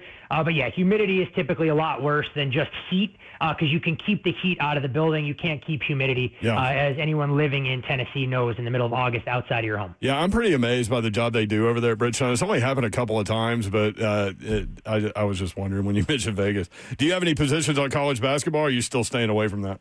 You know what? I haven't done a whole lot of a deep dive into college hoops yet. I will say the final score yesterday between Iowa State and Kansas raised some eyebrows, but I guess that's why we don't see Bill Self as a home underdog all that often. I think it's only kind of the fifth time it's happened with Iowa State closing a 3.5-point favorite. He's never been more than a 4.5-point dog in any game since he took over in Lawrence. The one thing in conference play that you'll see, a lot of these teams with a high level of familiarity, it gets tougher and tougher to cover big numbers and bring your A game. So when you're looking at, more so the Big Ten and some of the other leagues that have a much larger travel footprint than the SEC, you're going to want to factor some of that in. You'll start to see wear and tear. But a hat tip to what Mark Byington has been able to do at Vandy with a 16-0 record. I mean, this was a team 300-1 to win the national championship before the season started, and they continue to go out there and answer the bell. We'll see if they can follow it up with a nice performance against a Texas team who's playing with a little bit of confidence after their upset over the weekend against Alabama. Yeah, that's pretty amazing. 300-1, and they would probably be a 2 seed if you started they're down to 15-1 right now. So, wow. Any Vandy fans who believed in what this team was capable of doing, hopefully they had the foresight to kind of back that opinion with at least a few bucks, because a 300-1 ticket can yield all sorts of opportunity and upside for a team widely regarded as a top 10 or top 5 on a lot of the forward-facing analytics sites that are out there. Todd, great stuff, man. Appreciate you. Always a pleasure. Enjoy the games this weekend, and good luck to the Tennessee Titans, potentially looking to land a head coach before we get to the spring of 2026. Oh, yeah. By the way, so we did get the date situated in that text thread, didn't we?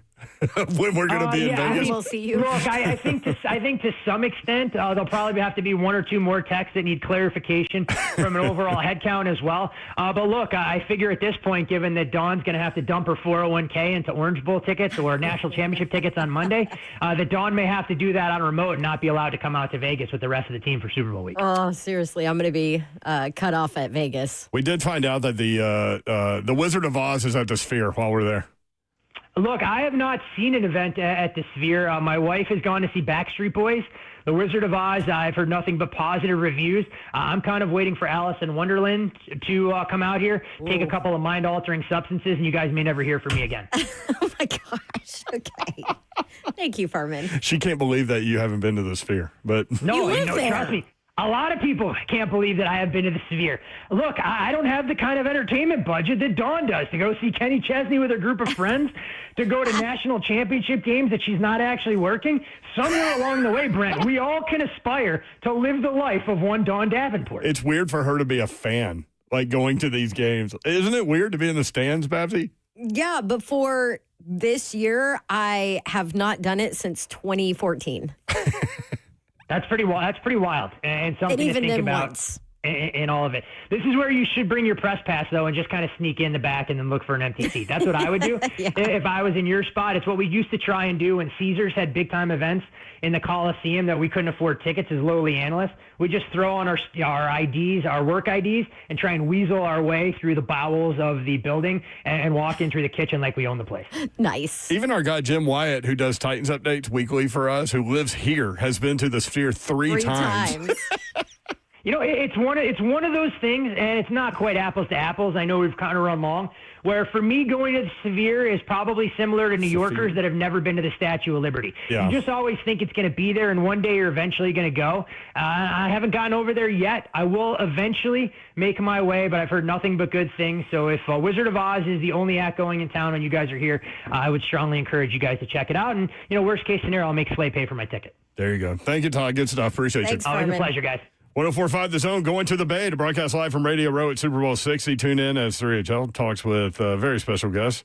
February 5th through the 7th, that Monday and Tuesday, we will be in Vegas. That's what we were alluding to. Our Radio Row coverage is sponsored by Circus Sports. For more information on this event, to hear all of our special interviews on demand, we're going to be doing a lot of social media down there. Thanks to Zeph as well. 1045thezone.com.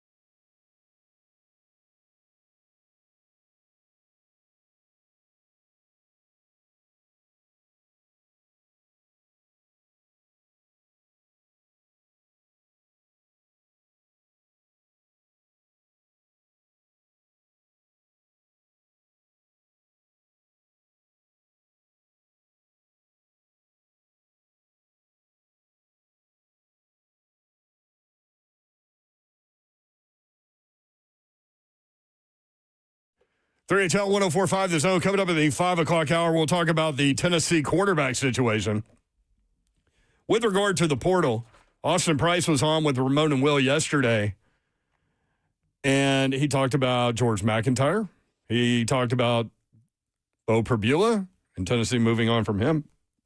And he got into the topic, could Tennessee bring in an FCS quarterback? We'll do that in the 5 o'clock hour. Also, Jordan Schultz talked about the Titans head coaching job and the attractiveness of it. We'll do that a little bit later as well. The big story today, John Harbaugh did leave the New York Giants interview and is flying back to Baltimore, where he will meet with the Titans brass at his house tomorrow. People are tracking flights. Yeah, apparently Amy Adams-Strunk is on her way to Nashville, according to these flight trackers, and she's going to pick up Berganzi and Brinker and Ziegler and everybody and head up to Baltimore. You asked the question, do you take Cam Ward with you? I mean, listen, the Giants put out Jackson Dart in front of them at the facilities there in New Jersey. And to be fair, another tweet that came out in all this, I'm trying to figure out from who real quick, from Ian O'Connor, big Giants guy who's been all over this, saying that his understanding is that the Giants facility is the only one that Harbaugh is actually going to. So that means Titans and Falcons. It's something to have leverage in life, huh? Playing as the road team. Babs, you initially thought, okay, that's not a great sign that you got to go to him. Mm-mm. Are you taking a job without ever actually going to the place? Probably not, but if going to see the facilities. But does this conversation lead to that? Possibly. But that was a great point. But it also and by Todd. It also points out that they ain't first on his list. Yeah. I did put out a poll asking Titans fans if they're okay with that. Okay with what? Okay with the Titans going to Harbaugh instead of Harbaugh coming here. Oh. Option A was yes, because we have a chance. Option B is no, he should come to Nashville. Right now, 63% of Titans fans are saying yes, because we have a chance. Oh. I'll say this. That's fair. Also, props to Amy Adams-Strunk. She's doing whatever she's got to do to give it a shot. Well, and to get into the room with the most coveted guy. Mm-hmm. Whether it's on his terms or their terms or whatever it is, it really doesn't matter. I mean, at least you get. So it's interesting too, because this candidate, the dynamic is completely different than every other candidate. Every other candidate is interviewing the job. He's interviewing these guys. Mm-hmm. This is where we are with this. Also, the fact that they're going up there makes you think that this guy is their number one. So I would pull out all the stops. I don't know if I bring Cam Ward with me. I don't even think you need a sign that he's their number one. Yeah. He's everyone's number one. I don't know. If him or not, it's just the reality of the situation. I don't know if I'd bring Cam Ward with me if I'm them. I wouldn't, not for this one. Like, he's a selling point, but do you get him on a plane to go meet him for a couple hours? Not on for this this meeting. Mm-mm. Now, if you can get... Also, where is Cam Ward? You don't even know where Cam Ward is. Also, if you can get, I'm sure he'll be on a plane there. He's going to Miami. He'll be in Miami on Monday. I know for a fact he went to the semifinal game. Yeah. Yeah, he'll definitely be there on Monday. He went strolling through the airport, I heard. Headed to Atlanta. So. He didn't fly private? What? He was in the airport. Yeah, General Pop. That's an interesting point. Southwest. Rookie deal, Group man. C. Rookie deal. That's right. Man of the people. He got out of college too quick. Yeah, right? Southwest Group C. Yep. Broncos, the number one seed in the AFC. They were a slight underdog when the line came out with the Bills traveling to Denver. Broncos now favored by 1.5.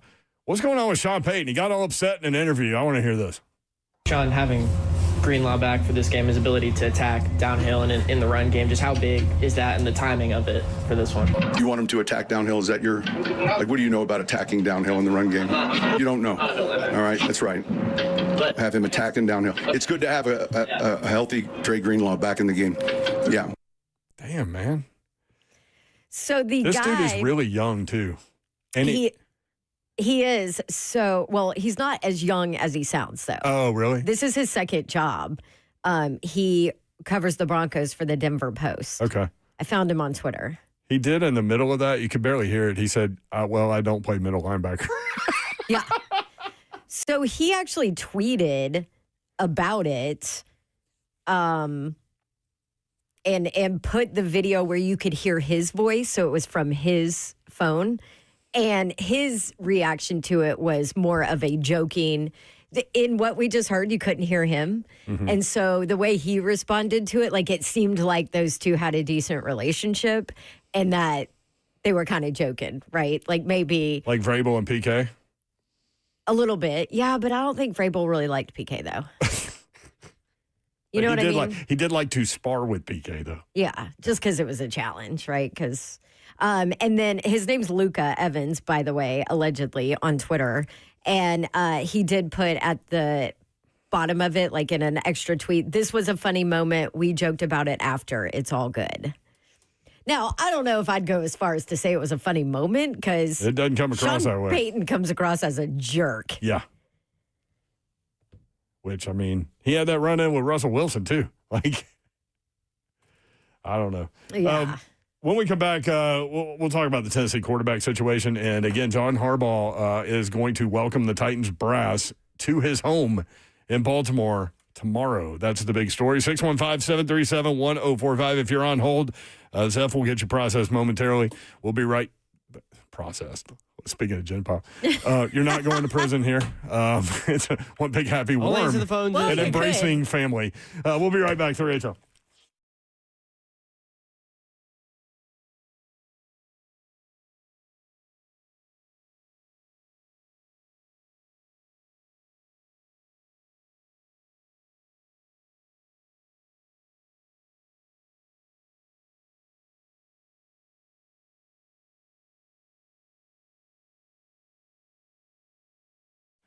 United Structural Systems is a foundation repair and waterproofing company that has served the Middle Tennessee area since 1994. What comes to mind when you think of home? Maybe it's meals around the kitchen table, movie nights on the couch, or the feeling of walking through the door and knowing that you're safe. Home is where life happens, and at the center of it all is your home's foundation. At USS, they understand how important that foundation is to your life and how much you trust and how much trust it takes when you need help protecting it. Now, January is a wet month, and we have already seen this. So when water starts showing up where it doesn't belong, in your basement, your crawl space, it can quickly become a serious problem. Figuring out where the water is coming from, that can be a nightmare. It can come from poor drainage, small cracks in your foundation walls, or even a hidden plumbing leak. But the USS team of experts will find out why your basement or crawl space is wet, then create a customized plan to fix it the right way and with a lifetime warranty. At United Structural Systems, they're more than a team of problem solvers. They are your neighbors, and they care about their customers. Visit USSTN.com to learn more. At USS, they're more than waterproofing. They're committed. They're trustworthy. They are USS.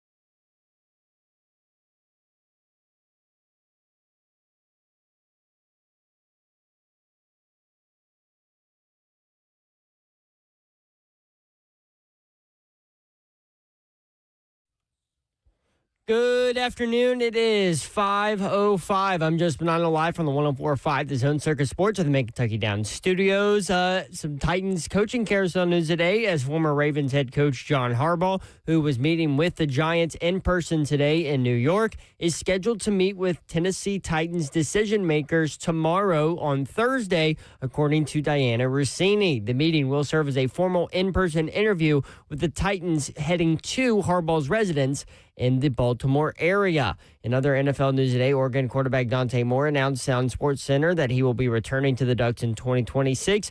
Moore only had 20 starts in his college career and elects to gain more experience before testing NFL waters. Tonight, number 10 and undefeated Vanderbilt will head on the road to face off against the Longhorns. Tip-off is at 8 o'clock on ESPN2. For our foundation repair waterproofing needs, you need to visit USSTN.com. Breaking news at once on your home for the Titans and Vols. This is 104.5 The Zone.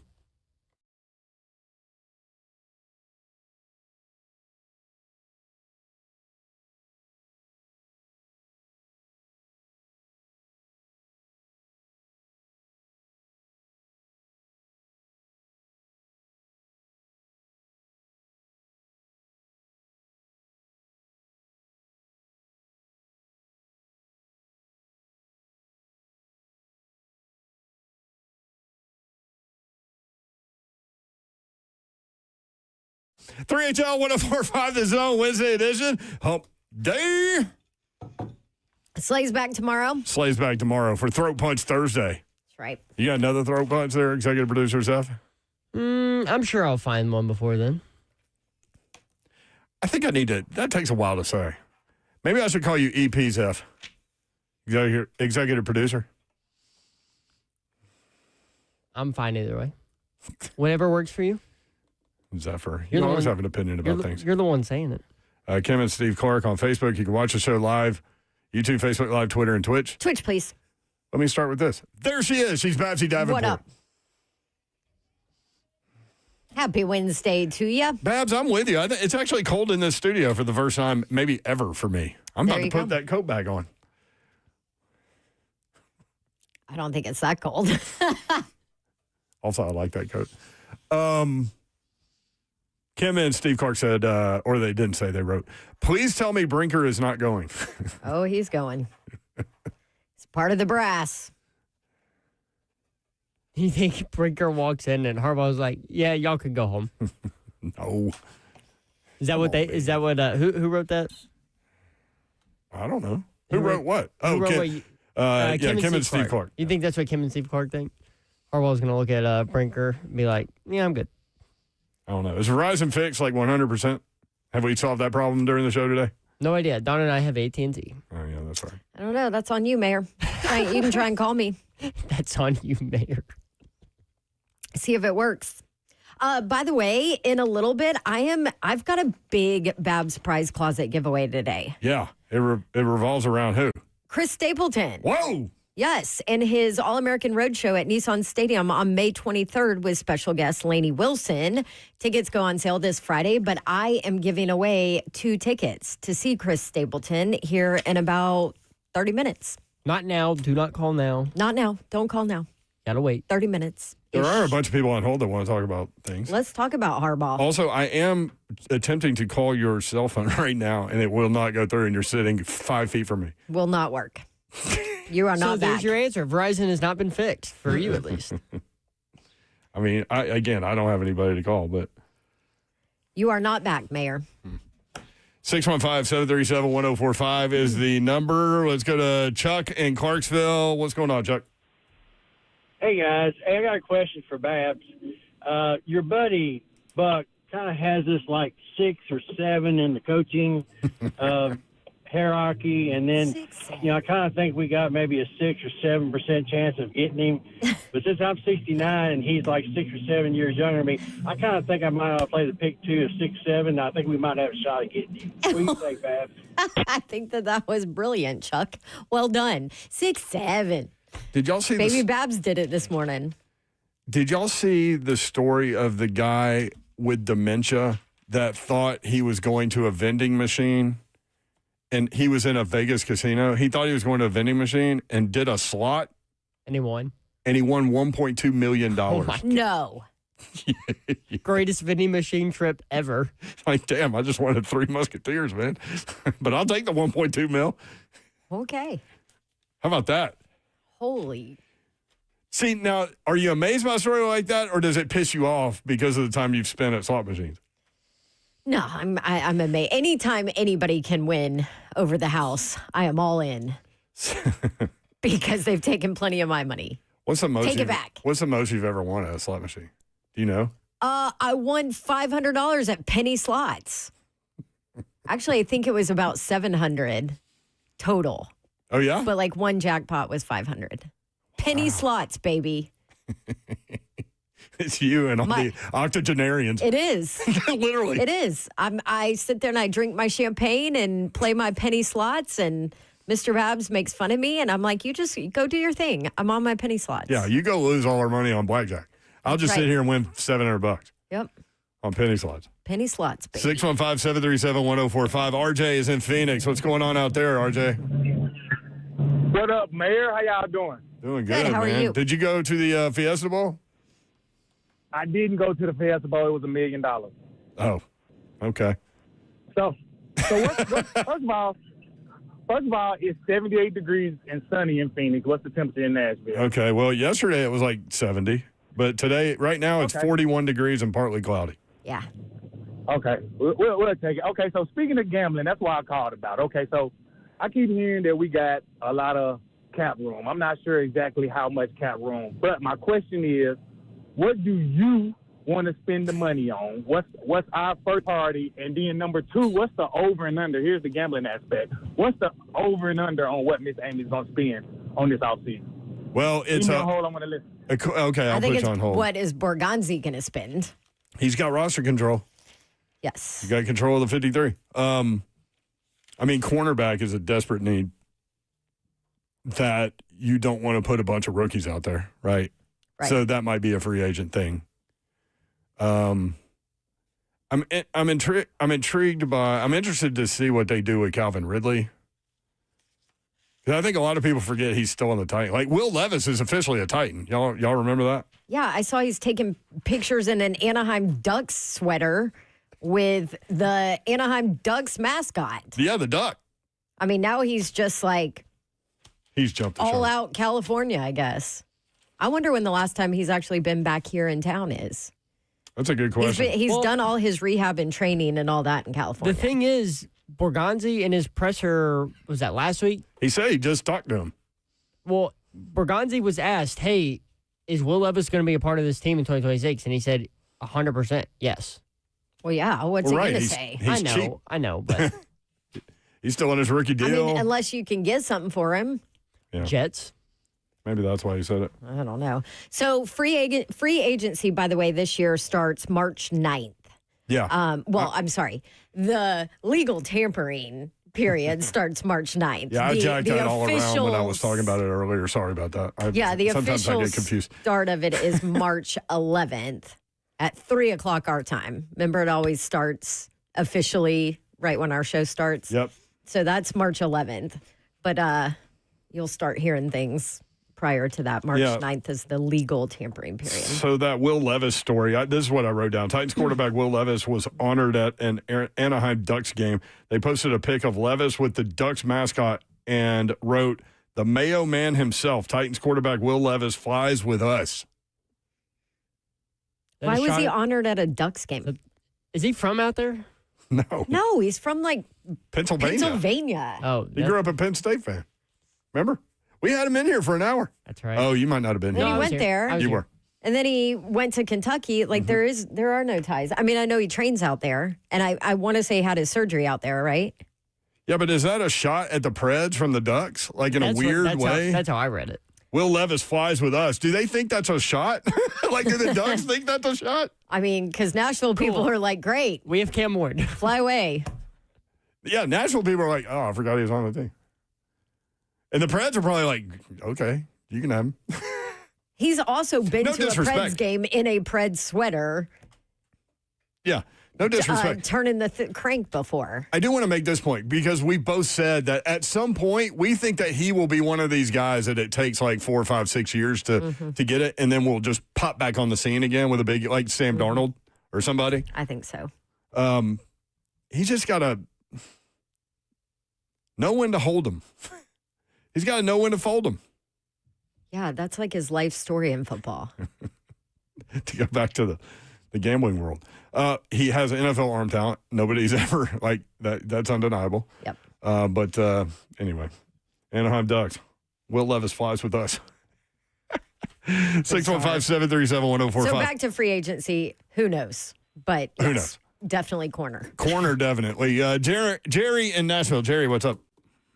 Yeah, just listening to you guys and the guys on 102. I wonder why is Harbaugh running this interview? And the reason that I think that he came up with you all come to my house is because there are people here in Nashville that he doesn't want to talk to. And possibly he's picking and choosing who can come to his house. What do you think about that? Thank you, Jerry. Somebody specific? Oh, Jerry's gone. Yeah, he's gone. Number one, I'm not aware of what he was talking about on one thing. Number two, I'm just kidding. Number two, because he can. He can dictate the situation. So listen, traveling sucks. Yeah. He just traveled. He was just at the Giants facility. He's like, I'm done. I'm done traveling. You want to talk to me? That's great. I want to hear what you have to say, but you're coming to me. Yeah, that's close to Baltimore too, New York. Yeah. Like that's an easy thing. But yeah, he's 63 years old. He knows he has all the leverage. If you want to talk with me, I'll be at home tomorrow. Yeah. I mean, so what do you do? To Say the no? Titans for shooting their shot. That's right. Because listen, you never know. I mean, he could sit down with Borgonzi and be like, damn, I really like this guy's vision. I like what they have. Okay, let's do a second interview. I'll come see you guys. You know already, at least through alleged reports, he has positive thinking when it comes to Cam Ward as the quarterback moving forward. So, hey, I'm not willing to fly there, but if you guys want to come talk to me, sell me on what you have, let's talk about it. And so the Titans said, cool. Nebraska Matt says he holds all the cards. I like all these references. Yes, he does. Yes, he does. Chad Stinker says Harbaugh ain't coming here, LOL. I mean, they're one of three teams to get a conversation. No, I think he's going to go. I think he'll end up with the Giants, right? I do too, yeah. Or the Packers. We talked about that last Friday, before that game with the Bears even happened. Because, what's that guy's name? John Eric Sullivan? Lifelong Packers guy goes to Miami to become their general manager. Does Matt LaFleur go there? We said that last week before that debacle in Chicago. They say that they're going to redo his deal and bring him back. Green Bay is saying that. So I saw something today. But watch out. So I saw something today that said that if they can't get something done, there's a chance that LaFleur becomes a trade piece. Mm-hmm. Which, again, I don't know. But at that point, Harbaugh could end up in Green Bay. Well, if you're Green Bay, instead of trading LaFleur, would you fire him if you knew you could get Harbaugh? Because I don't know. I don't know if anybody's trading. What's for the LaFleur. market for? Yeah, I don't. That's what I'm saying. Is like trading for a coach is like. I mean, it's pretty much unheard of until Peyton. And the only reason it was Peyton because he retired and came out of retirement, and he had to be traded for like because he was still under contract. Yeah, Tomlin's still under contract. It's not like a situation where you're trading for a guy because you want the guy or because you want to take him from another team. It's weird. You want him on that wall or you need him on that wall? Mike in Old Hickory. Mike, what's up? Guys, John Harbaugh is going to be here in Tennessee as the new head coach.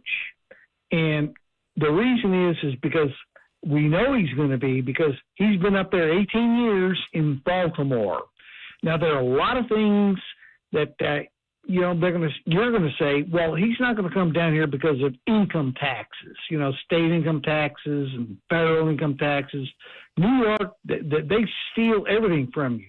But if you come to Tennessee, and I'm speaking from just from a quick point, taxes, he comes to Tennessee, he doesn't pay any of that.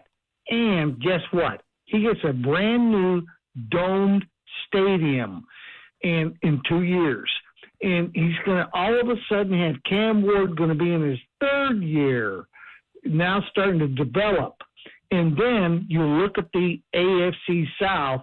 Did you know that when John Harbaugh comes down here, 14 of his games are going to be under dome stadium or open, warm stadiums, like Jacksonville.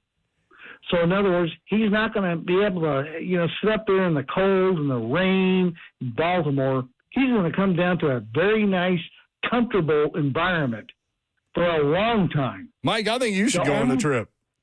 Yeah, go sell him. No, Miss Amy, Mike needs on that plane. Mike from Old Hickory, throw him on the wing. The only problem is what you just said. Amy, is she willing to open up the checkbook? That's a completely different question. Because she's willing enough to go to send the brass there. And she may or may not be on that plane. She probably is. I mean, let's be real. But regardless, and if she's willing to go, she's willing. Like, if she wasn't willing to open the, what did you say, pocketbook? Do people still have pocketbooks anymore? Checkbook. If she's not willing to do that, they wouldn't even have this meeting because she knows they all know what it's going to take with him. You're looking at like 20 million. I totally disagree with that. You're looking at like 20 million with this guy. It's also hey, look, we're trying to get him. Oh, for aesthetics? Uh-huh. Thank you, Mike. Appreciate you. No, but that's a fair question. That was a good phone call, Mike. Good job. To pay $20 million for a head coach? Mm-hmm. He'll make him the highest paid. I think, Andy Reid's at 20? I think last he's year. somewhere around there, yeah. Yeah, I think Andy he's Reid 20. has, 3 Super Bowls in the last 6 years? Right, but I think he's 20 after his extension last year because Harbaugh was 17 in Baltimore. Yeah. Yeah, he was already making 17. Right. All right, more 3HL coming up. 3HL powered by Spring Hill Heating and Cooling. Remember, springhillac.com is the website. Remember, Babs' Prize Closet is going to open its Chris Stapleton tickets at Nissan Stadium. So we'll do that when we come back. Stay tuned.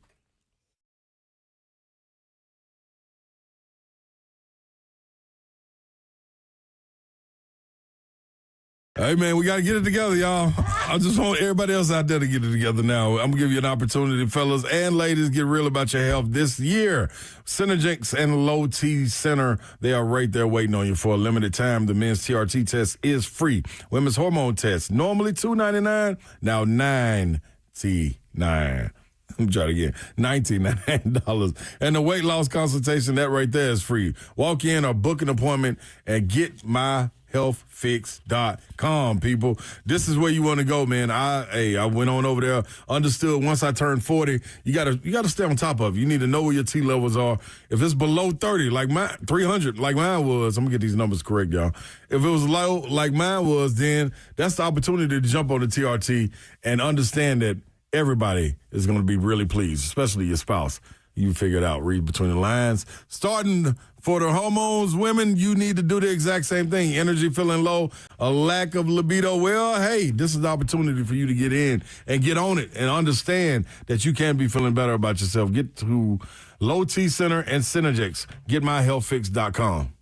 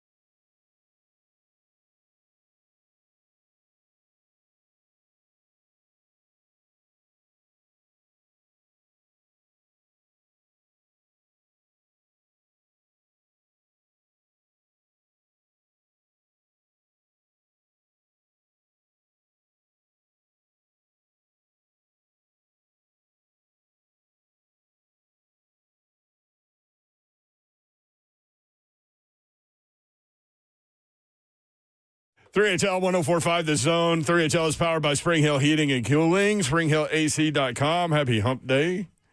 Third Punch Thursday coming up tomorrow. Greg Cosell. I can't wait to visit with him in the morning, see what he wants to talk about tomorrow. Has he already begun to dive into college play? He said it'll be the next couple weeks, so we'll see. But he can definitely give us pointers on the games coming up this weekend. Yes. For the NFL. That'll be fun. Appreciate you guys being with us. 615-737-1045. Babs is going to give away Chris Stapleton tickets here momentarily, so stay tuned for that.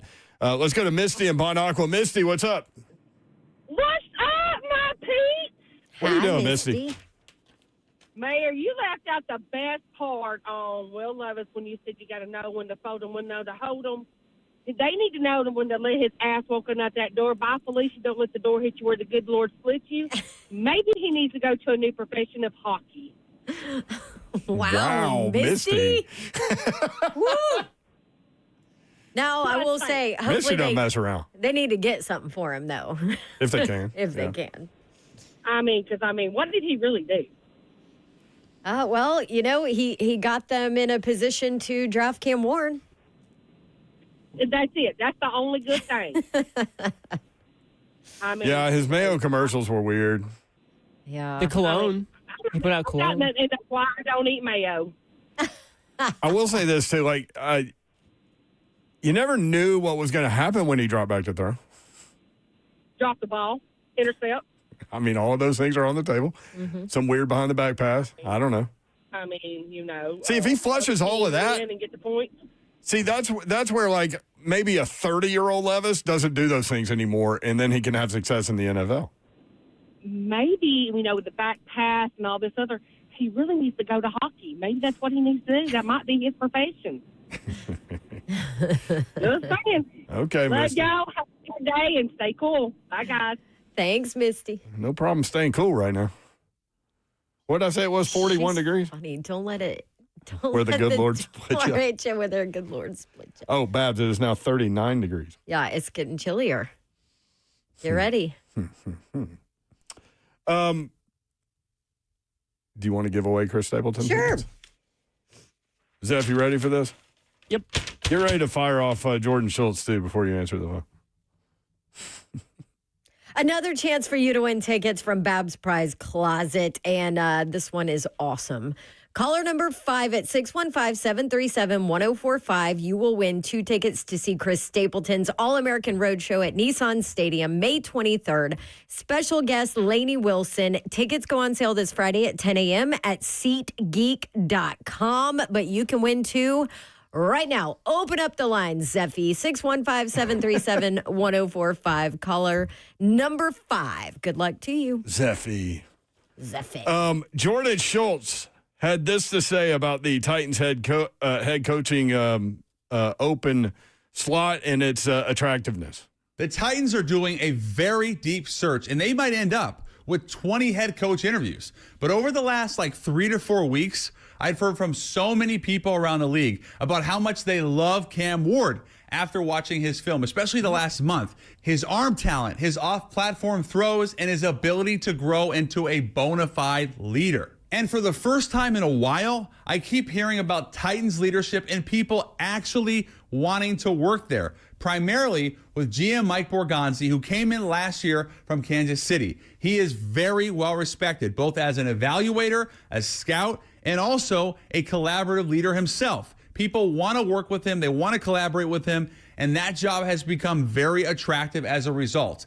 I do believe at the end of the day, Tennessee targets a kind of leader of men type, but don't sleep on this job. Yes, we've heard a lot about the Falcons, the Ravens, even the Giants, but with $100+ million in cap, a promising GM, and an uber talented young quarterback, the Titans to me are the dark horse big time job of this cycle. How about that? Boom. That's what Jordan Schultz thinks. Keep spreading it. Share it. 737 Send it to everybody. 1045. Eric in Nashville. Eric, what's up, brother? Hey, guys. Been a long time I've talked to y'all. Hey, Eric. What's happening, man? I think the last time I talked to you guys was probably right after the Super Bowl last year, so it's been almost about a year. But listen, I don't know if you guys would agree with what I'm about to say. I don't know if John Harbaugh is going to get the job, but I heard an interesting theory throwing out another reason why he might be interested in this job is because of some of his relatives, his brother-in-law Tom Crean, as well as his dad Jack Harbaugh, because they believe that they've been whistling in his ear and had some positive things to say about Nashville. So that could be another reason why he's interested. I didn't know what you guys thought about that. Just wanted to get your thoughts on that. Guys, as always, it's a pleasure to talk to you guys. Y'all take care and we'll talk to you again soon. Thank you, Eric. Good to hear Thanks, from Eric. you. Yeah, we brought that up. Jack Harbaugh coached at Western Kentucky, won a national title there, and was there for, I forget, I pulled it up one day. It was like 14 years he was there. But John Harbaugh was an older guy at that point and was already into the coaching world. I think he was 27 years old when Jack Harbaugh and his wife moved here. The John Harbaugh's sister married Tom Crean, which is interesting because he and Slay are tight. It's a small world, man. It's a small world. He's familiar with Nashville, no question. 615-737-1045. I think they live in Wisconsin or something now. He was like on some level in 2024 still with Michigan. Right. Probably. I don't know. 615-737-1045. Jeff is in Adams, Tennessee. Jeff, what's up, man? Hey there. My name's Justin, actually, but that's okay. Oh, hey, Justin. I'm sorry, man. It's okay. I called you guys, I guess, about a year ago, and I'm a Colts fan, and Babs gave me crap for it, but that's all right. I just have been listening to you guys for years, and this is really not sports-related, but we lost our 3-month-old on New Year's Eve, and if anybody out there is listening, we're just asking for prayer requests. It's been a very hard time, and I'm trying my best not to choke up on air, but it's been tough. And Justin, buddy, if anybody can just pray for the Rainwater family in Robertson County, that would be great. The Rainwater family in Robertson County? Yes, sir. Yes, Mayor. Thank you. Prayers up, bro.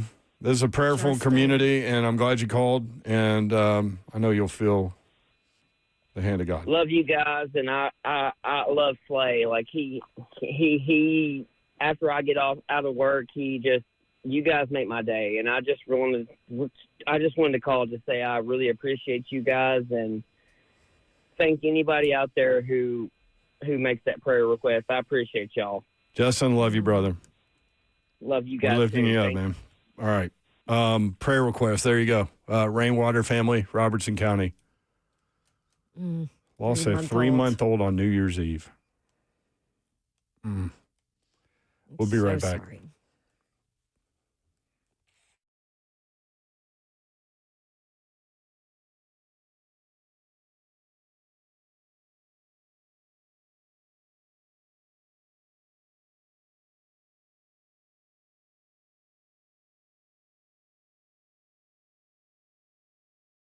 Never know what somebody's dealing with, do you?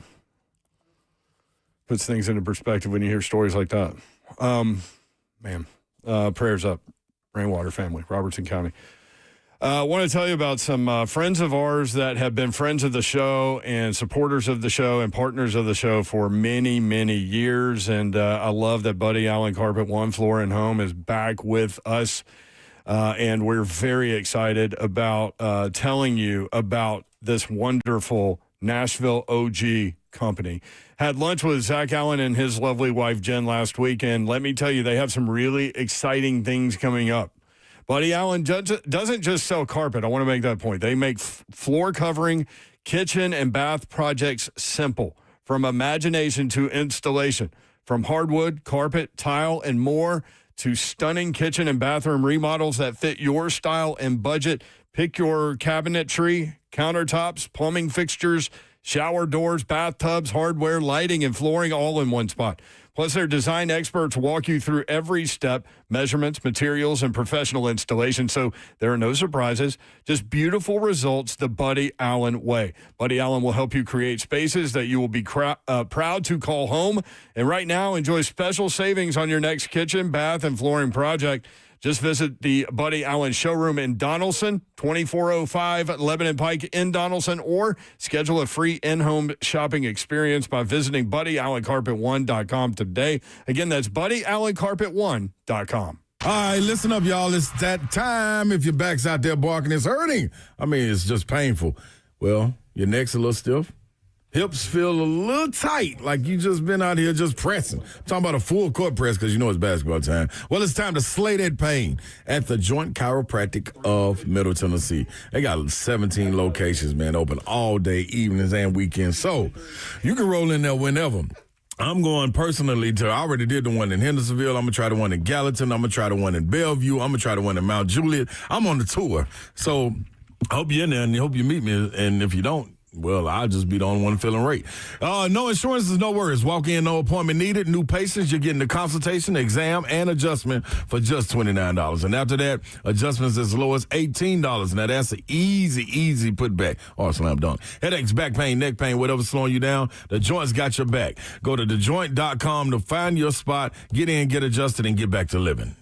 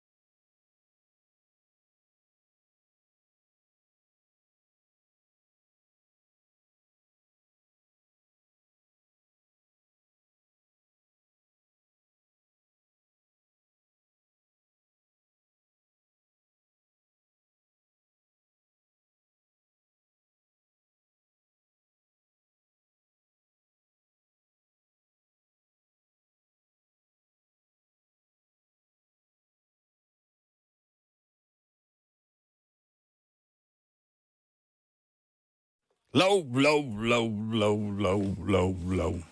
Babs loves this song. It's a great song. Because you do have boots with the fur sometimes. I got some Uggs with the fur on right now. Uh-oh.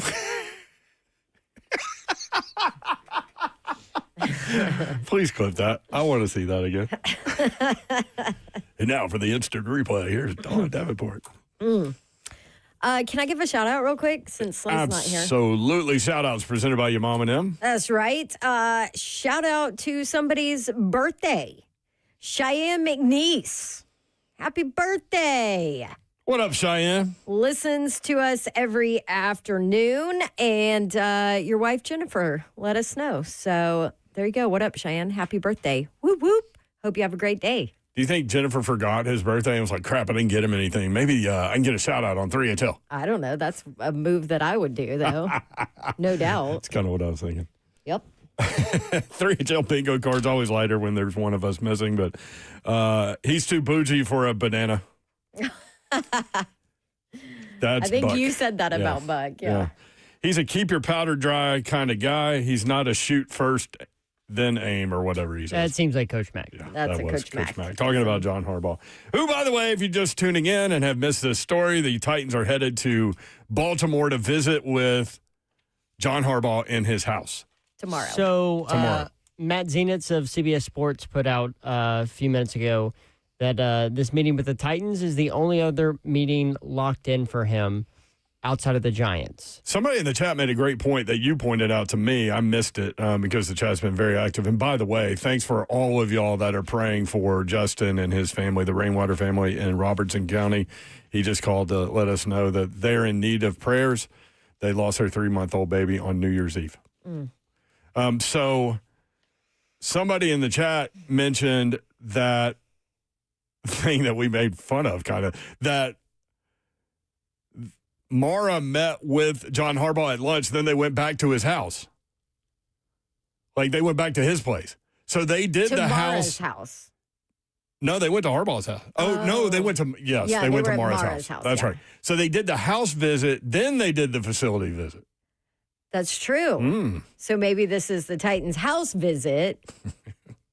And if What is this, a recruiting trip? Oh, no question. no doubt. Listen, he's interviewing them. Yeah, they're in selling mode right now.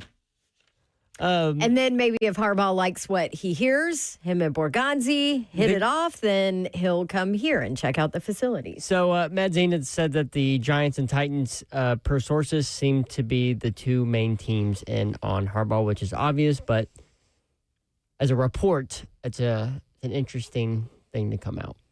There you go. Who? I mean, if you were a head coach, which team's better for you, Giants or Titans? I mean, both got a young quarterback from the first round that showed promise. I think that's a really difficult question to answer because we're not him. And, he's looking at things from a completely different and more intelligent point of view about football. So that's a hard one. I love New York because if I ever had that kind of, if I'm making $20 million in New York, I'm living in some massive building downtown and I will love it. Oh, but I would hate it. Nashville's my home. So it's difficult for me because I'm from here. You know what I mean? This is where I would want to be. He's coming from Baltimore. Anywhere is going to be better than that place.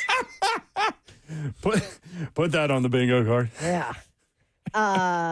Okay, but how about this? And I know we're about to say bye, so it's bad timing to bring it up. But 7-8 minutes. 6, 7? 6, 7. Okay, minutes. so Jackson Dart, Cam Ward. I'm going Cam. Jackson he's so reckless, and he has already been adamant. I'm not changing how I'm playing.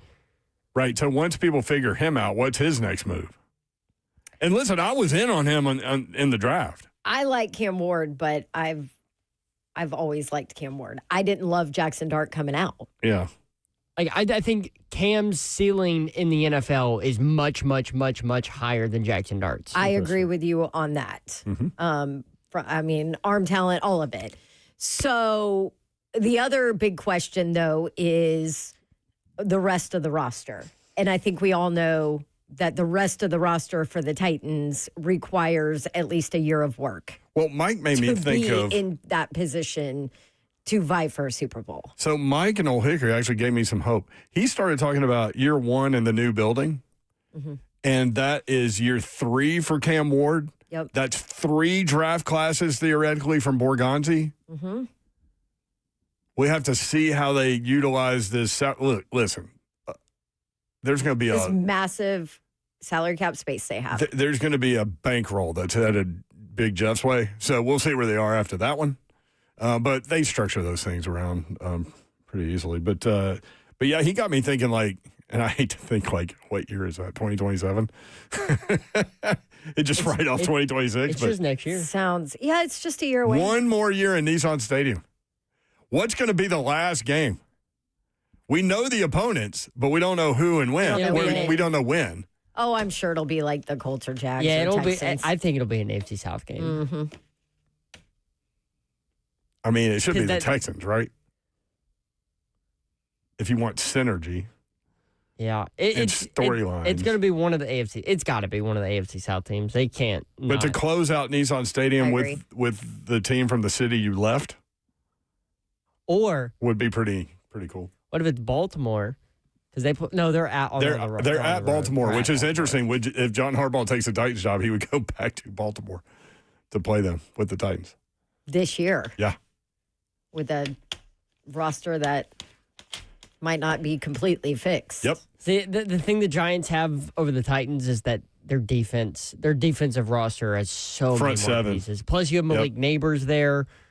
Well, severe injury. Yeah, but I mean, if he can just get to like 90% of what he was, that's still a top 10 wide receiver in the NFL, potentially.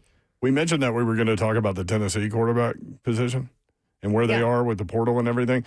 Austin Price was on with Ramon and Will yesterday, and let's do cut 2, Zeph. Talking about Tennessee, do they end up with an FCS quarterback? We've got a guy in mind. Yeah, we'll see. We'll see if anybody else goes in over the next few days. And then, at the FCS level, who would be available that Tennessee might take a look at. So, yeah, I mean, I think that's where you're at. I mean, before the fans freak out, I mean, Trinidad Shambles came from the FCS level. There's some good, solid quarterbacks that have come from there. And, again, it doesn't – I mean, what's Tennessee trying to get? Again, doesn't mean they're trying to get a starter. They're very comfortable with the guys that they've evaluated and recruited. Now, in a perfect world, sure, they would have loved to have had a guy like a Brendan Sorsby or Sam Levitt that has experience. But Texas Tech paid $6 million and given $1 million in annuity and a 12-game package for the Wheels Up contract to a kid that at minimum has lost 4 games every year at Cincinnati. Like, you see where I'm going there? I mean, like, it's not like this kid rolled up all these crazy big wins and stats. Super talented kid. I think he'll be just fine and win a bunch of games at Texas Tech next year. I think they'll be really good. But the point is like, there's more than one way to get to your destination. Sometimes it's going to the transfer portal. Sometimes it's going with the evaluations of guys you have. You look at other players in this, in this era. Ty Simpson waited his time. Marcel Reed in year 2 was able to perform at a certain level. Like, it's not the same way across the board. So Josh Heupel and them have always done a good job with the offense. I'd be shocked if the offense regressed to a point where it was, insufferable or couldn't get the job done. And the defense certainly looks like it's getting better with the new additions that they've been able to add. Good job, Austin. Yeah. Also would like to point out Cincinnati's NIL number and what they can pay for the rest of the roster around Brendan Sorsby is not great. So one of the FCS guys that immediately comes to mind is Western Carolina quarterback Taron Dickens. Maybe 74.2% completion percentage, 390 yards per game, 426 yards of total offense per game, 38 touchdown passes in 9 games, 2 interceptions. He had 321 rush yards and another touchdown there. I asked the coach that coached against him about him, and he said, accurate as Shiano and really tough. He's a really good player. A competition piece, though, in his mind. Right. Not necessarily, hey, head to the SEC and start. Right. The knock on him. But Trinidad Chambliss was not starting. Austin Simmons was. Right. That's true. The knock on Dickens, height, he's listed at 5'11", I believe, which probably means he's maybe 5'9". closer to 5'9". Yeah. Well, I mean, there's a reason he's at an FCS school as a quarterback. That's right. And usually it's height, size, weight, all of that. I mean, he's a gamer, though. Just look at his tape. The thought from him is competition piece. With Faison Brandon coming in, some have as the number 1 quarterback in America, and George McIntyre, who's already there. Let's hear a little bit of this. This is Austin Price. Again, you can hear the entire conversation on the 104.5 The Zone YouTube channel or where you get your podcast. But this is Austin Price talking about the Vols and how comfortable they are with George McIntyre, who's from here. They're comfortable with George. Obviously, George has got to put on weight. That's been the thing. And the whole notion is, and like somebody said to me last night, I mean, the whole weight thing's a bit overblown. I said, well, to a degree, right? Like, George McIntyre can functionally play the quarterback position with his arm and stuff at the weight he's at now, no problem. But when you take hit after hit after hit, how does he survive? Justin Herbert got obliterated in the game against the Patriots, right? I mean, he just kept getting hit. And again, the goal is the offensive line never lets your quarterback get hit that way. But sometimes you just you give up something. I mean, look at the hit Joey took when they had the mistake. Was that on David Sanders? Was that on somebody else? Like, I don't know. I don't know what the protection was or where he was supposed to go there. Either way, our Mason Young got through and just nailed Joey. Like, George needs the extra weight to be able to handle that. And again, he can get there. He just has to really put it on over the next 6 months or so. Nico was similar weight-wise when he played in the Cheez-Its Citrus Bowl. And then the guy that started that following August or September was about 20 pounds heavier. Well, that can happen. Yeah, he's having trouble putting weight on. We'll see what happens. They've been very impressed with him, though. He was down in Miami throwing with all the Vols wide receivers. We mentioned this. There's a piece Chris Lowe did. He had a conversation with Ty Simpson that is definitely worth your read. Here's a quote. Everybody would just remember me as the guy who took all this money and went to Miami or Tennessee for his last year, but I was a captain. I put my hand and footprints in the cement at Denny Chimes. I would have lost everything that I built at Alabama. Ty Simpson. Mad respect. Good for him. And now with more staying, he's more valuable in the draft. That is right. Man, that flew by. Thursday edition coming up tomorrow. Slay Dog will be back. You can watch him on the SEC Network tonight. Vanderbilt at Texas. Might want to check out that Vandy team. They're fun to watch. We appreciate you guys including us in your day and in your lives. We do not take that for granted, nor do we take that lightly. Hopefully we were able to put a smile on your face at some point. 3HL is organized chaos. Have a great night. Good night. God bless. See ya. Wouldn't want to be ya unless you're a shout out to Slay Dog for continuing the grind of 3HL and the college basketball season. And Justin and the Rainwater family in Robertson County. Prayers up, y'all.